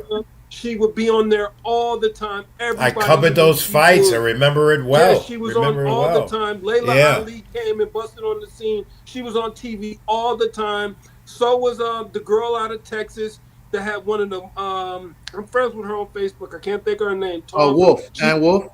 Ann Wolf was on ESPN all the time. So we got to kill this narrative that this guy is just some fucking savior for boxing. That he's a savior. He's done so many great things. We don't. No, he's not. He's not a savior. He's getting them paid. But in today's market, the women should. He has nothing to do with Clarissa Shields, and Clarissa Shields is getting paid. She's getting paid like 7 figures. So we got to kill this nonsense that he's doing. He's so great. And what I would say is this: they're bad for boxing. If Anthony Joshua don't knock this clown out in 2 rounds, it's very bad for the game. It's very bad. So I'm hoping he's taking it serious. I'm hoping he's doing what he has to do. We cannot have this guy even remotely be competitive in the fight, because then it's just a sideshow. But I think we're on life support, man. And if Turkey was to pull that plug and say I'm done, where the hell do we go? There's no networks. There's nobody. Many say that the sport's on a life support now. It is. It's on life support. You know, and it's because we really don't know who a champion is, and we don't know all the intricacies of boxing with all the divisions and all the titles. As a boxing guy, Tom is, and I, there are times we have to look up who the champion is in each division. It's out of hand. It's bad, because if he was to go, what happens is that all the fighters are going to be expecting a certain amount of money, and it's nowhere to be found, and then they're not going to want to fight. So you're going to get less fights than what you're seeing now. A lot of them don't have networks. There's no normal networks. All you have is the Zone. No, Where are you you have to pay. You have to pay to watch streaming networks. There's no man. I came up in the time where it was Friday night fights. It was Friday night fights. I love it. I love it. US fights were on USA. You had Tuesday night fights on USA. It was, and you had the networks at times, NBC, of course, ABC even before that. But now it was on Saturdays, I think. Now it's where the money is. It's all streaming. You know, and you got to remember. I think a couple years. I think I don't even know if the Olympics had boxing in the last Olympics. I think they had pulled it out or had something. They did, but they didn't televise it much because there was talk up until a year ago. In fact, there was that they weren't going to have boxing competition because they were rebanding the International Organized Olympic Committee and the IBC that runs boxing. Now, I can tell you from experience because I worked 2 Olympics with boxing and how that organization is so damn corrupt. It's ridiculous. I saw it myself firsthand. Even with that 84 team that won all those championships in Los Angeles. Well, everybody, Roy Jones got robbed big time. Holyfield got jobbed big time. I mean, the list, but when it comes down to it, I'll tell you what this is all. Eddie Hearn is going to be the biggest promoter in the game soon because it's not going to be no more boxing over here. And these fighters are going to have to go somewhere. He's the last one standing that actually has some type of platform that he can work with, and he'll be able to he has a good showing over there. It's just going to be it's life support, man. Top Rank lost their TV deal. They don't have one. They don't have one. So what do you do? And this takes me back years and years. This is all the precedent that they set for all these years. They just were greedy. They never put back into the game, never made the fight that were important to people. When PBC, they blocked everybody out. PBC should have gave us Earl Spence and Crawford years ago. And they didn't even, when they said the top welterweights in the game or one at a time, they didn't even put him on the screen. Let me ask you this question. This was another topic Tom and I discussed briefly earlier. The WBC came up in their convention and advocated same-day weigh-ins for fighters. Do you like that idea? No, I don't, because a fighter is typical. It's very hard to make weight. It really is for some fighters. You get down, you do your very best to get down, and you make weight. You got to give a fighter time to recuperate and recover. If you want to have, you want to do what the IBF does and say you can't come in over 10 pounds, I'm cool with that. I had the IBF belt, so I know what that is like. But this isn't the amateurs, man. Don't make me weigh in at 8 o'clock in the morning and then expect me to be heading to the getting ready to go to the dressing room in 6-7 hours later. That's ridiculous.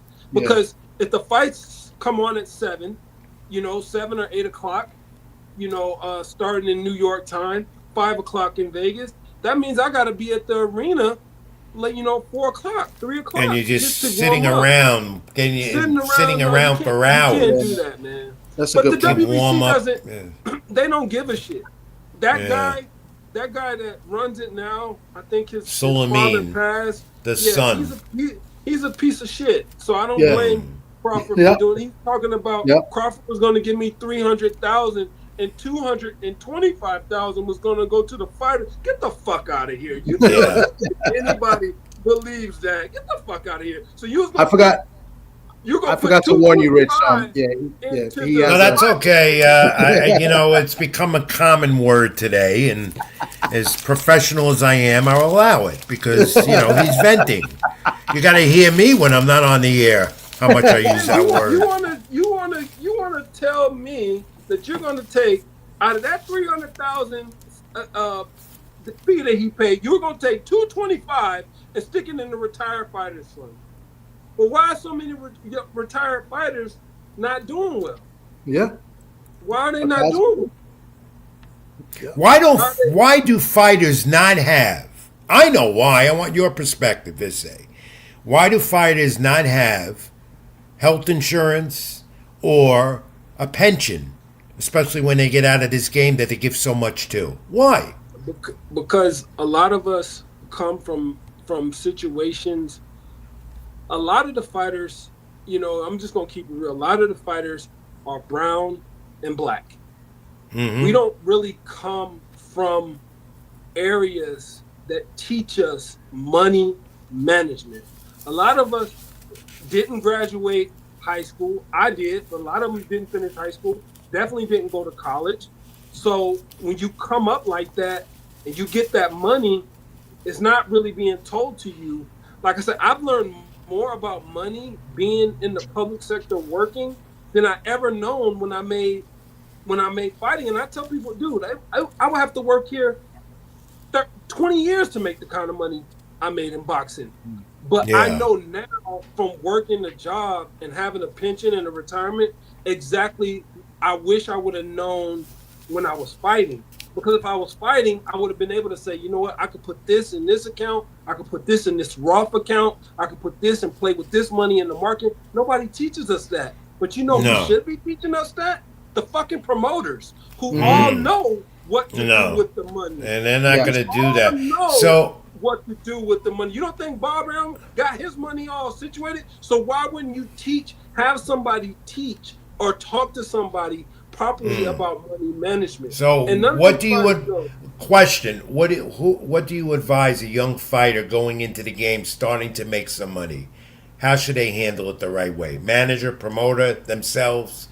What's your advice? Well, you got to remember, if you get a manager, you want to make sure if you have a manager, you want to make sure that they're actually you want to get somebody that's going to do your job, to make sure they do their job. I would say get an advisor. If you go with a manager, make sure he's doing the job. Make sure it's not a long contract. Make sure you're not getting robbed with the percentage, because you got other people you got to pay. No matter what you set up, because I've had a manager, I've not had a manager, I've had an advisor, I've had it all. And what you want to do is every time you get paid, you want to put money away into an account that's going to accumulate money. Let it play a little bit, whether it's a Roth account that's playing in the market. You want to put money away and have good money management. And I guarantee you, if you just put it away and you don't touch it, say you pay your trainer, most trainers is 10%. Take 10% out of your purse and just stick it in that account and don't touch it. Because going out buying jewelry and cars and all this shit, how much do you need? Just take that money and put it away.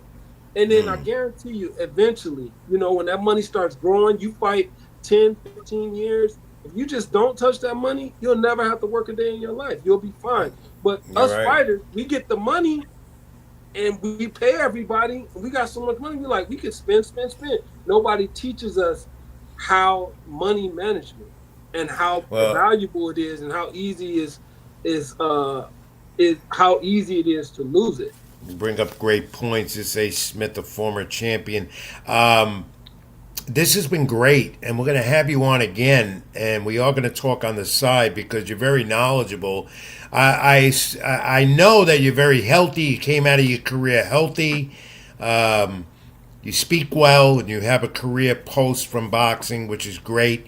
How do fans reach you, Tom? Do you have any final thoughts or questions to him? No, I mean, I want to give him some advice. Now you probably get it cheaper than in February. But get your Seahawks Super Bowl hat and Super Bowl jersey ready for Darnold won't get you there. He will let you down. Time you will see. He sees we'll see. No, I agree. I'm just Wow, how are the fans out there? How are the fans reacting to the Raiders? Because they're horrible. Terrible. Absolutely. Yeah. And are they excited? Fan, but he don't want to admit it. He turned on the Raiders. Are they excited about the new baseball, about the A's coming there in a few years with the new stadium on the Strip? So, if you're a local like me, these things you've never experienced happen. I was born and raised here, so having a football team, having a baseball team, it's all great. but it's made traffic just absolutely terrible. So I lived there. I lived there at the height, in my career. I'd lived there for a year or so. I want to go back. Do you advise it? it's not bad. I mean, the cost of living is high everywhere now. The cost of living. It's not bad. It's hard. Vegas is just, there's no place like Vegas, man. I know. Vegas is Vegas. I know. It's like living in New York. It's hard to leave, man. And when there's boxing, there's boxing, but you got the NFL, you got MLB, you got the NHL, you got college sports, you got everything there. So it is Sin City in a lot of ways, especially with boxing. This has been great. A.J. Smith, the former IBF super welterweight champ. Go ahead, Tom. One last thing, just so you know, Rich. Ishe is a big baseball fan. And, Rich covers the Yankees and Mets. He's at the stadium, and other teams as well. So he's a big boxing guy. Okay, let me guess. He's a Dodger. You're a Cub fan. Cub fan, big Cub fan. Oh, good for you. You got some issues there. Who are you going to sign? We were actually good this year. We actually you were good, but. You have my boy Pete. You have my boy Pete Crow Armstrong, the former Met prospect that traded away for Javier Baez. It didn't work out. Armstrong should still be a Met. But Javier Baez did do us justice. I don't think we should have got away the boy that went to. I think he went to Phillies. I can't think of his name right now. Schwarber, my God, I don't think we should have ever got away. We're gonna see where he goes in free agency. That's a talk about discussion. Yeah, but the Cubs. I love Wrigley Field. I do. Wrigley is great. I love it there. I love Chicago. I love Wrigley Field. I haven't been there in a while, but I love talking to you as well. When you'll come back on the program, the invitation's open to you anytime. When we could do a whole hour with him, Tom. He's great. Ishe is great. Like I said, I speak to Ishe every now and then. He trolls me. Like Ishe has become a good friend, over the last year. So I want him to troll me with. I want him to troll me with my baseball stuff. That's for sure. He will. All right. If we would have got past the Brewers, I really believe we had the Dodgers number all season. I think we would have went to the World Series. Yeah, but they got a couple of pieces. They got a good manager in Craig Counsell. That's for sure. Yeah. They got a great manager. I was rooting for the Jays, man. I was rooting for Vlad's son, and I was very hurt when they lost the game. But it was a great series. Final question, because I got to get going here and move on. A.J. Smith, former world champion. Right now, top, a pound for pound, whatever. Who is your top fighter today? Who do you think belongs on top? Who's the top guy? If I had the top guy, would be Usyk. Top fighter in the world, a lot of people feel that way. Yeah, heavyweight champ. Top fighter in the world, and I think number 2 would be Crawford. That's my one, and then number 3 would be the guy in Japan. No way. Yeah, no way. No way. Yeah, that would be my top 3 right there. All right. Why don't you leave us a top 10? Number 4, you can mix it up. You could put Shakur's great. There's some great fighters, but my top 3 would be those 3 for sure. Briefly, Shakur. No, he doesn't have Haney in there yet. Briefly, Shakur Stevenson or Teofimo Lopez. Who do you like? Sometimes Teofimo, he throws and doesn't think about what's coming back. And Shakur is a great counterpuncher. So if he's reckless like he was when he fought the guy that Haney beat twice and went to Australia to beat him, Kambosos. Yeah. If he fights him reckless like that, just trying to load up and not working behind nothing, it's going to be a very long night. So I could just see Shakur just pot-shotting him and beating him up and not hit and not get hit. But no, I don't. We got fans. I wouldn't have Haney in my top 5. Yeah, that's going to be a good fight with Shakur and Tia. Tom, we got fans there right now. Not top 5. Top 5 pound for pound. I want you to do this. I want you to send Tom your top 10. We'll put it on the program next time. Okay? Yeah, you're crazy. I mean, yeah. You're a 3-division world champion. Yeah, but top 5? Pound for pound, he's been a champion in 3 different weight classes. I think he's earned it. Well, okay. I just Usyk. I think Usyk comes down. He's in the top 10, but 5, man, that's tough. 5. Yeah, we have to. 5, that's a little high. We'll go over this another time because it is debatable Rich has for got to sure. move on, but I gotta move on later because I want to argue about this. Yeah, and Tom will definitely have him on the program again real soon. He's fantastic. Thanks for getting him. Oh man, thanks for having me, guys. It's A. Smith. God bless. Happy holidays God to bless, you. Man, happy. Get out the ring and go home, man. You was on the train the other day. Now you somebody train, man. Go home. Who was on the train? Me, because I used to have a background with the 6 train in South Well, the arena is empty. Go home, man. The wife will let you in. I promise. No, because he's not on a train.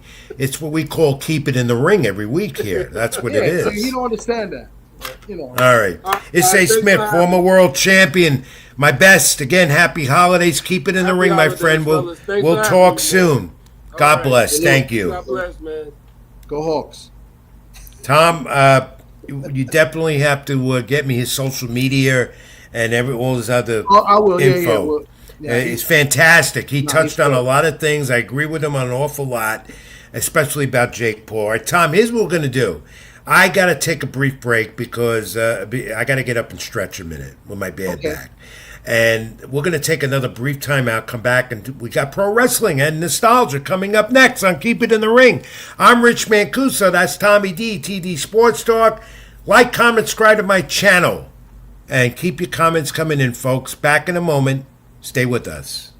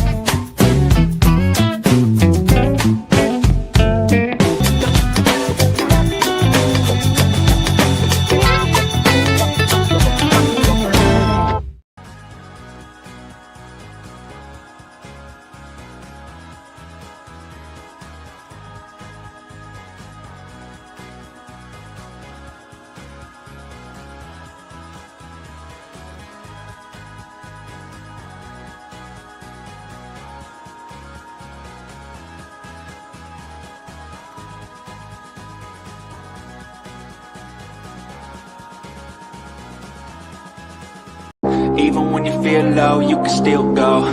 Even when you feel slow, you can still go. Even when there's no hope, you can still go. I never answer to no, man, I still go.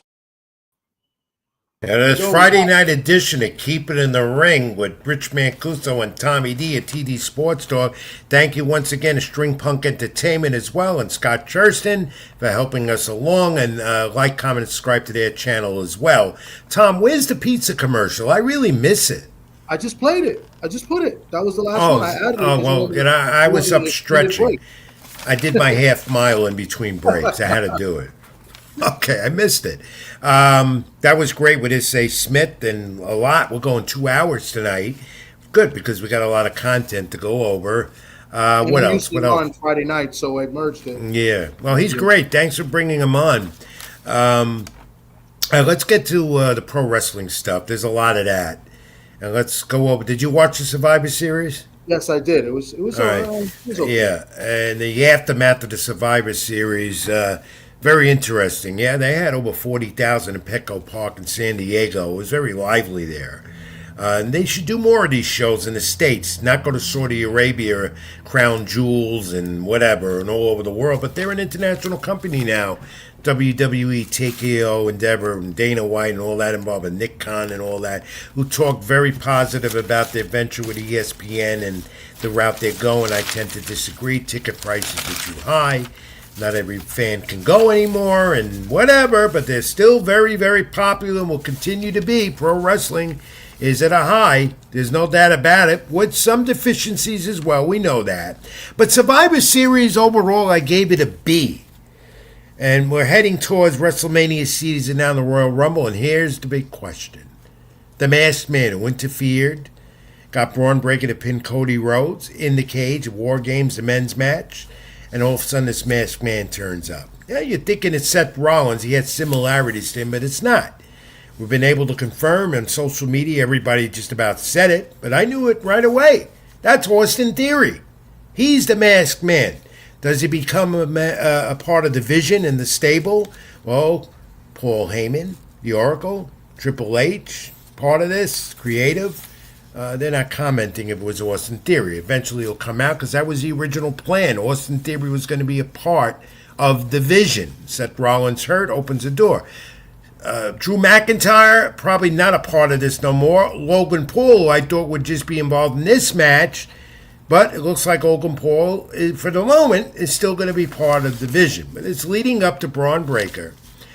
And it's leading up to Breaker and probably CM Punk. Was it Braun Breaker and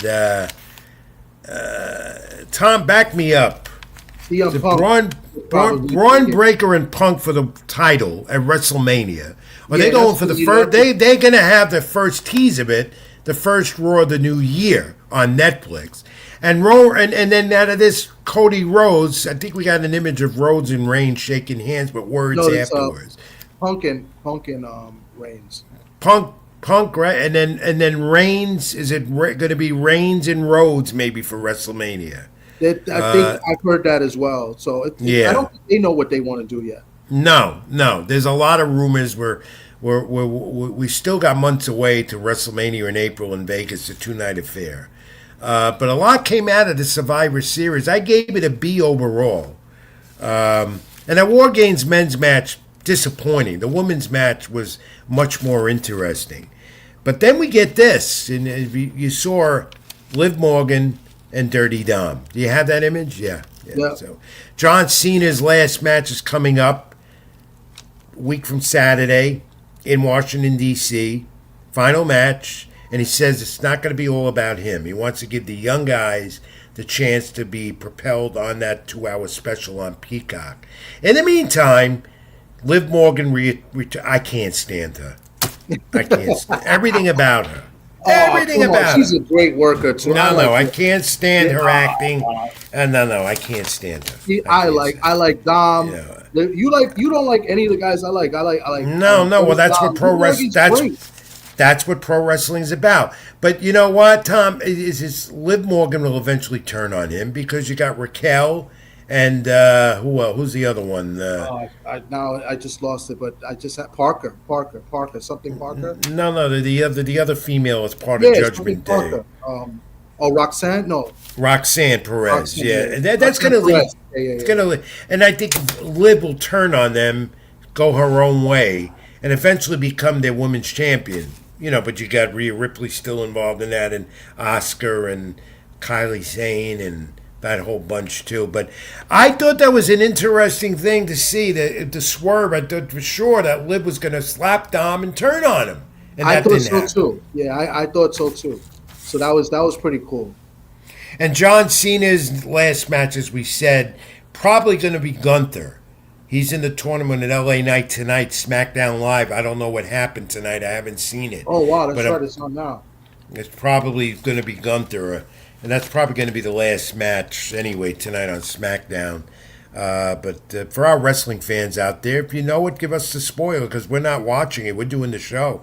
Yeah, all right, what else we got? What else we got? There's a lot of rumors and talk in WWE right now. Yes, Uso is going to turn heel. He's wrecked the place Monday night after his loss to LA Knight in the Cena tournament final or semifinal. And then he talks backstage about Roman Reigns was right. The titles don't belong to him. Indeed, they are. That's the cue.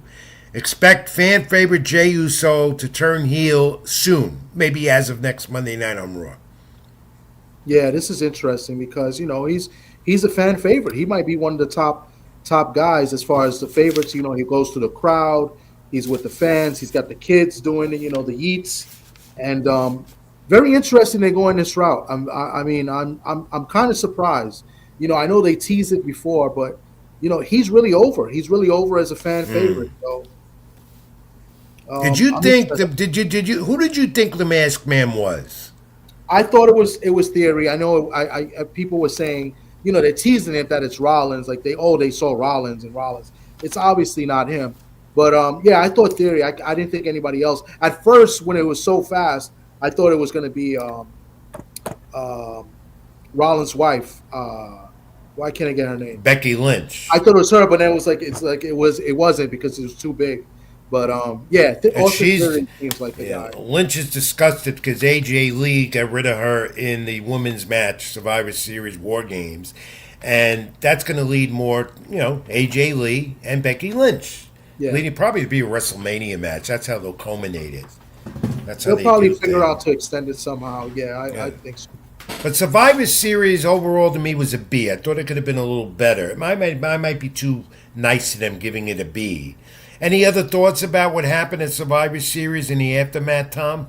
I mean, I don't know if I'd give it a B, but it was pretty cool to see, like, WWE, they have this policy with blood and stuff. It was pretty good to see, a couple of spots where people were leaking a little bit.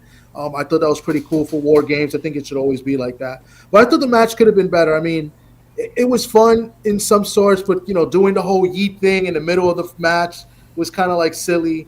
And then, leading up to Brock cleaning house and all that. So, I mean, I thought it was okay at best. It's always cool when they have War Games. I always like War Games, since they had it back in WCW. No, I don't like it. I'd rather have the traditional 5-on-5. But regardless, this is leading up to their next major PLE, and that's going to be Royal Rumble. And I believe that's in Saudi Arabia. Oh, no, not Saudi Arabia. Where is the Royal Rumble again? I don't know. I know that's the big one in January, and it's usually a fan favorite. I don't think it's in the States. I think it's somewhere else. I think. I gotta look it up again. Find out where it is. Let me see. 2026. Yeah. Yeah, I don't know. It's going to be a week. I think it's going to be. It's supposed to be Saudi Arabia. Saudi Arabia, right? Yep. And they do it prior to Super Bowl Sunday. Usually they do it a week before the Super Bowl. That's how they always did it, but not this time. Everything is changed. January 31st. Yeah. So that's a busy weekend. That's yeah. And then the next day is the Super Bowl. Wow. No, the Super Bowl is not that early this year, is it? Is it February 1st? It's usually the first week of. No, I think it's later than that. They moved it up. Oh, okay. They moved it up. Probably the 8th. Yeah, so that they'll have that weekend to their own unless the major fight interferes or something. But again, Survivor Series to me a B, leading to WrestleMania season, Royal Rumble next, and I do expect to see against Austin Theory a part of the division to be revealed. Is it over? What do you got a comment there? Is it a wrestling or boxing comment? No, he's just saying, saluting to us. He says, "Peace, my guy." He's just saluting us here. So. And then, thank you very much. Yes, indeed, boxing with Jashawa. She says that I want bloodshed. Yeah, when it's a steel cage match, you want to see that. That's what the fans will see. Even if they're blading themselves or if it's fake blood, you want to see that. Yeah, I know you're gonna see Chris Jericho back in WWE for the Royal Rumble. Yes, that's my favorite. That'll be the He's not the same. He's not the same. No. He's in his 50s. He's out of shape. Yeah, he'll be there. And speaking of you know what? Your favorite group AEW has got World's End. That's their next pay-per-view coming up in a few weeks. A local guy from New York, Eddie Kingston and Samoa Joe. That's next week for the title on Dynamite. They're giving away a match for free. Castelloni defeats Moxley last night, the Continental Classic tournament. Seems like John Moxley now is on the back burner of getting another title soon, and the Death Riders angle is slowly but surely disintegrating. They've done enough of that, enough bleeding and everything else with that. I know you're a big yeah, go ahead. I hate Moxley. I mean, I hate AEW. Speaking of Moxley, there was a rumor that it was Moxley that was in the mask. No, that wasn't him. Yeah, no. But what the thing is, everyone thought it would be Seth Rollins because The frame was almost similar. I gave it away because that was Austin Theory's frame.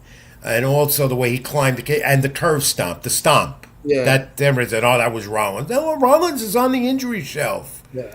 So there was a lot of buzz about that. But again, I thought the Survivor Series could have been a little better, but got them going into the Royal Rumble and everything else they're doing. AEW, well, I don't know. It seems like Paramount, their Time Warner deal, I think, what came out? There was a new media venture, that could knock them out of the box because they're taking over Time Warner and Max. Okay. And that's AEW's deal. So I think AEW and Tony Khan might be on thin ice. They lose they lose everything. They got nowhere to go. I don't watch the product. I don't watch it. No. I'm not a fan. I know TNA signed a new deal, TV deal, with AMC, or one of them. Then they're going to debut that in the new year. So they got a big deal on cable. And they were in line with WWE. So Yeah, they partners that helps with them out a lot. Yeah. All right, Tom, anything pro wrestling do you want to talk about? Because we're going to go into nostalgia. I'm excited to see Chris Jericho in the Royal Rumble. Yeah. He's your favorite. Good luck. Maybe he'll take you on one of his Fonzie cruises. Oh, those cruises? Yeah, did he do one this year? No. He didn't do it. Okay. No, I forgot what the excuse was because he couldn't get the talent to be on the ship. Okay. I know somebody that used to go on those cruises. He said it was pretty. Really? It was nice. They have the wrestling, the matches on the cruise. And You couldn't get me to go on a cruise ship any day. I'm frightened with water. Yeah, I don't right. think I would do that, but yeah. Like, comment, and subscribe to my YouTube channel, Rich Mancuso, here at Keep It in the Ring, Tommy D Sports Talk. My social media, Ring786, Facebook.com, Rich Mancuso, String Punk Entertainment as well. And we're here to continue with nostalgia on Keep It in the Ring, this special Friday edition. We're usually live on Thursday night. Tom, let's get to the nostalgia. Got quite a few. Go back. I don't know what images you came up with. We have no videos on that, but we got December 4th, 1999, IBF Junior Middleweight Champ Fernando Vargas. He managed to get the majority decision 12 rounds over Winky Wright in Lincoln, Oregon. Because we know Fernando Vargas, the champion, and his son. His son is a successful upcoming fighter right now. Right? Yeah, one of them, right? Yeah. All right, before we get to Winky, that's the one we had. There it is. That's the poster or whatever it came on. That's all I could back pretty much then. Yeah, that's all right. That was good. I remember Winky Wright was born also on my birthday, too, May 14th. So, of course, I'm favored toward him because of that. But in this fight, it was a very, very close fight. Mm-hmm. I thought Winky Wright won the fight, but he ended up. It was a majority decision draw, very close fight. One judge had a draw, 114-114, and the other two judges had it 115-113, and another judge had it 116-112. So very, very close fight. Yeah, I remember. Harold Letterman had the old fight judge as well. He thought Wright won 115-113. The late fight judge on HBO, and he'd go, Jim, or he'd go, Harold, how you got it? Fantastic boxing on HBO. We don't have it no more. We never see that again like that. All right, move on. December 5th, 1949, the champion Ike Williams, 15-round unanimous decision over Freddie Dawson at the Convention Hall in Philadelphia. His eighth and last successful defense of the World Lightweight title. He won that in 1945. Dawson was a top contender in the 1940s and 50s. Williams, the light heavyweight champ from 1945 to 1951. Two previous fights they had, January 28, 1946, went to a 10-round draw. Interesting. And then we got this one. And we couldn't get the video up on this. Restricted, of course. But go back. November 30th, 1952. Floyd Patterson becomes the youngest heavyweight champ in history at the age of 21. He wins the vacant title fifth round KO over Archie Moore at Chicago Stadium, right? Title was vacant because Rocky Marciano retired, the great Rock, at 49-0. The title that at age of 23, he became the youngest champ since Joe Louis had done that. Moore at 39 years of age, right? He had been the oldest heavyweight champ at the time. Tom, great images you came up with here. I've seen the fight on video. And when you look at these two fighters, Floyd Patterson from upstate New York, former commissioner, New York State Athletic Commission, more of a figurehead in that regard than being in charge of everything. But the youngest heavyweight champion in history at 21 at the time. Years old. Yeah. Of course, Mike Tyson got that distinction after that. And I believe Mike Tyson fought his brother, or something like that in 1986 or something. It was something weird about that mark. No, his mark was broken. I'm reading that wrong. In 1986 by Mike Tyson. But Joe Louis had it before at 23, and then Patterson at 21. Interesting to note, Archie Moore was the 9-5 betting favorite in that fight, and the crowd was it was 14,000, and the gross gate was 228,000. At that time, in 1952, that was a lot of money. Yep, and each fighter got 30% of the $367,385. And there was no controversy either. Yeah. No controversy, because Archie Moore was known as the Mongo Moose. And then I'm going to tell you, you got to look at some of his classic fights. They're all on YouTube, even with Floyd Patterson. This was boxing. This was in 1952. This is how it was. No controversy, clean fights, good decisions, and another great fight knockouts, in a baseball stadium, I believe. This was in Chicago. Yeah, this was in Chicago, at Chicago Stadium at the time it was called. Yeah. That was where the White Sox played, I believe, right? Right. Before they got to Comiskey Park. Yes. This title again was vacant because Rocky Marciano retired. Of course, The Rock lost his life much too young, Brockton, Massachusetts, with a plane crash. What are the comments coming up on this? What do we got? Well, so it says Harold was happy to be there. Harold was always happy to be at the fights. Yeah, that was his life. Winky Wright was robbed in Jermaine Taylor fight in June 2006. I couldn't believe they scored that's another fight. Winky Wright got jobbed in a couple of fights. So the Vargas fight, I thought he won as well. And yes, the Jermaine Taylor fight, I thought he won that fight as well. It's very good that you brought that up.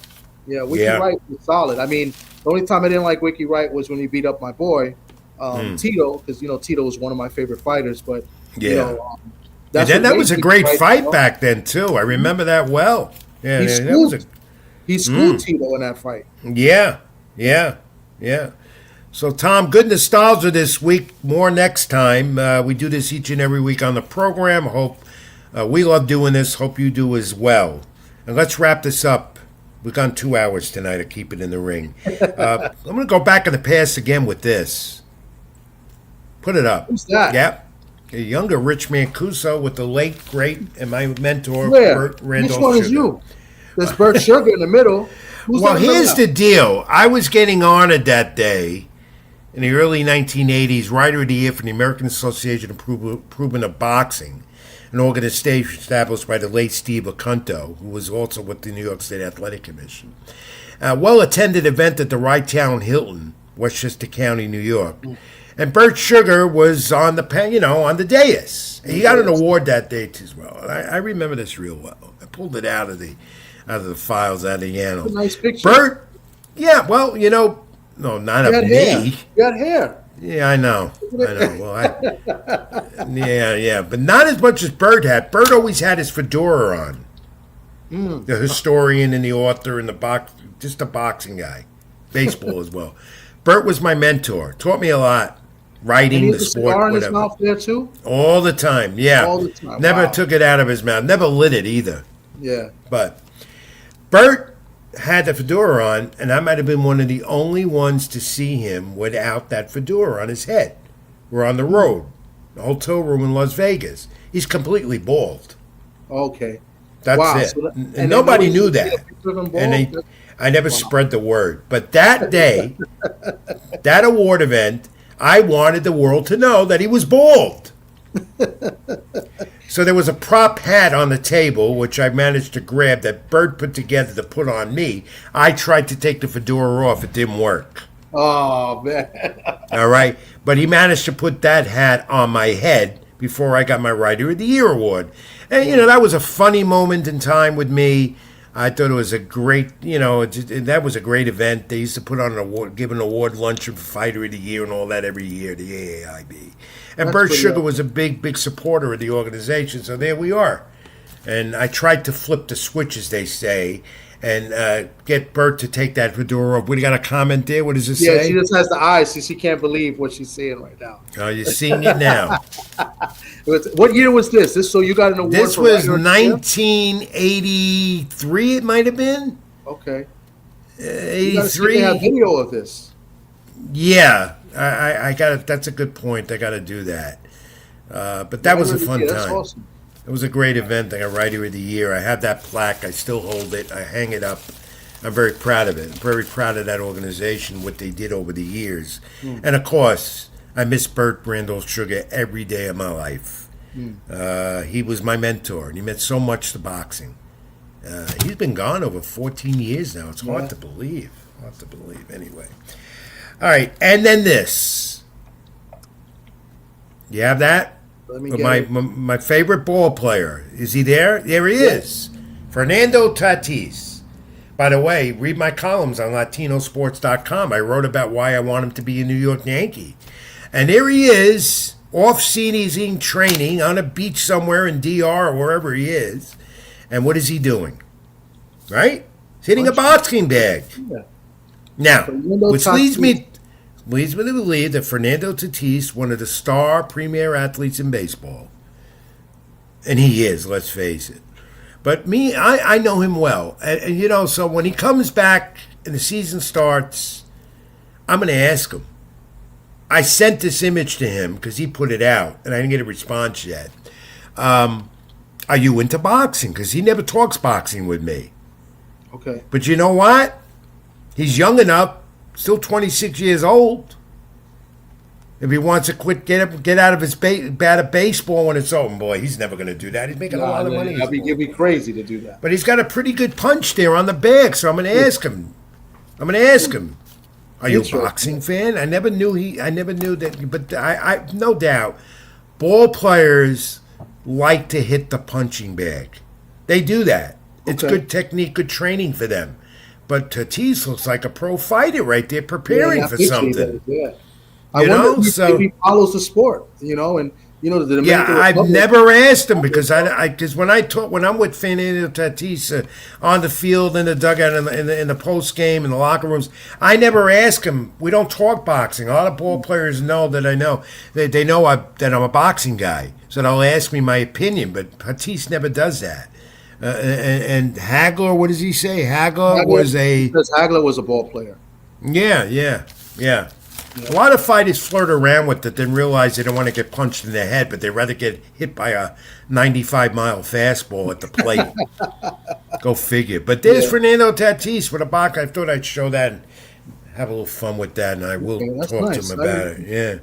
Yeah. You got to ask him, I am. And Tom, maybe you will as well if I could get you a credential during the next baseball season where I'm going to go back. I say I'm going to retire, but I got to go back. I'm baseball depressed right now. Even though we got a lot of boxing going on, but I'm very baseball depressed. You can imagine. Tom, that's about it. Any final thoughts? We had a great 2 hours tonight. This was a good show. I like the Friday edition because usually I go on Friday nights. I may do something tomorrow. I was going to do something later, but I may do something tomorrow. I'm supposed to drop a video tomorrow, like I said, about Sabril Martinez. Now I'm thinking maybe I might go live about it and have a conversation about it and give my thoughts and let people. Anytime you need me, I'm available for you. Let me know. Okay. All right. Yeah. I might make it over this. I got to find a nice time. And we'll be doing some shorts as promised. And next week's program is all yours if you want it. Right now I'm scheduled to do a college basketball game next Thursday night. Okay. I might even be going to the baseball winter meetings. I don't know yet. That's still Okay. tentative, and that means I'd have to come back on Thursday, which would interfere.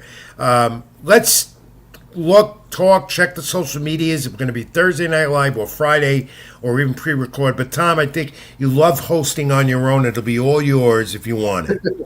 You know what? We'll do next Friday, most likely. I think, a special shout out. I'm glad you did that because he was the guest I was trying to get on today, but he has a fight tomorrow. And I wanted to see if I could get it for 5 minutes before his fight tomorrow. Ofacio Falcone, from the Bronx, has a big fight tomorrow, 1:30. He'll be fighting on the Lamana card, Thomas Lamana in Atlantic City. On Millions, the app Millions, I think Millions.com. Millions pay-per-view, Yeah, so you can watch it there. Look out for that because after that fight, he's supposed to make a big announcement. So he promised me after the fight we could do an interview. So maybe next Friday we bring him on and he can make that announcement with us. All right.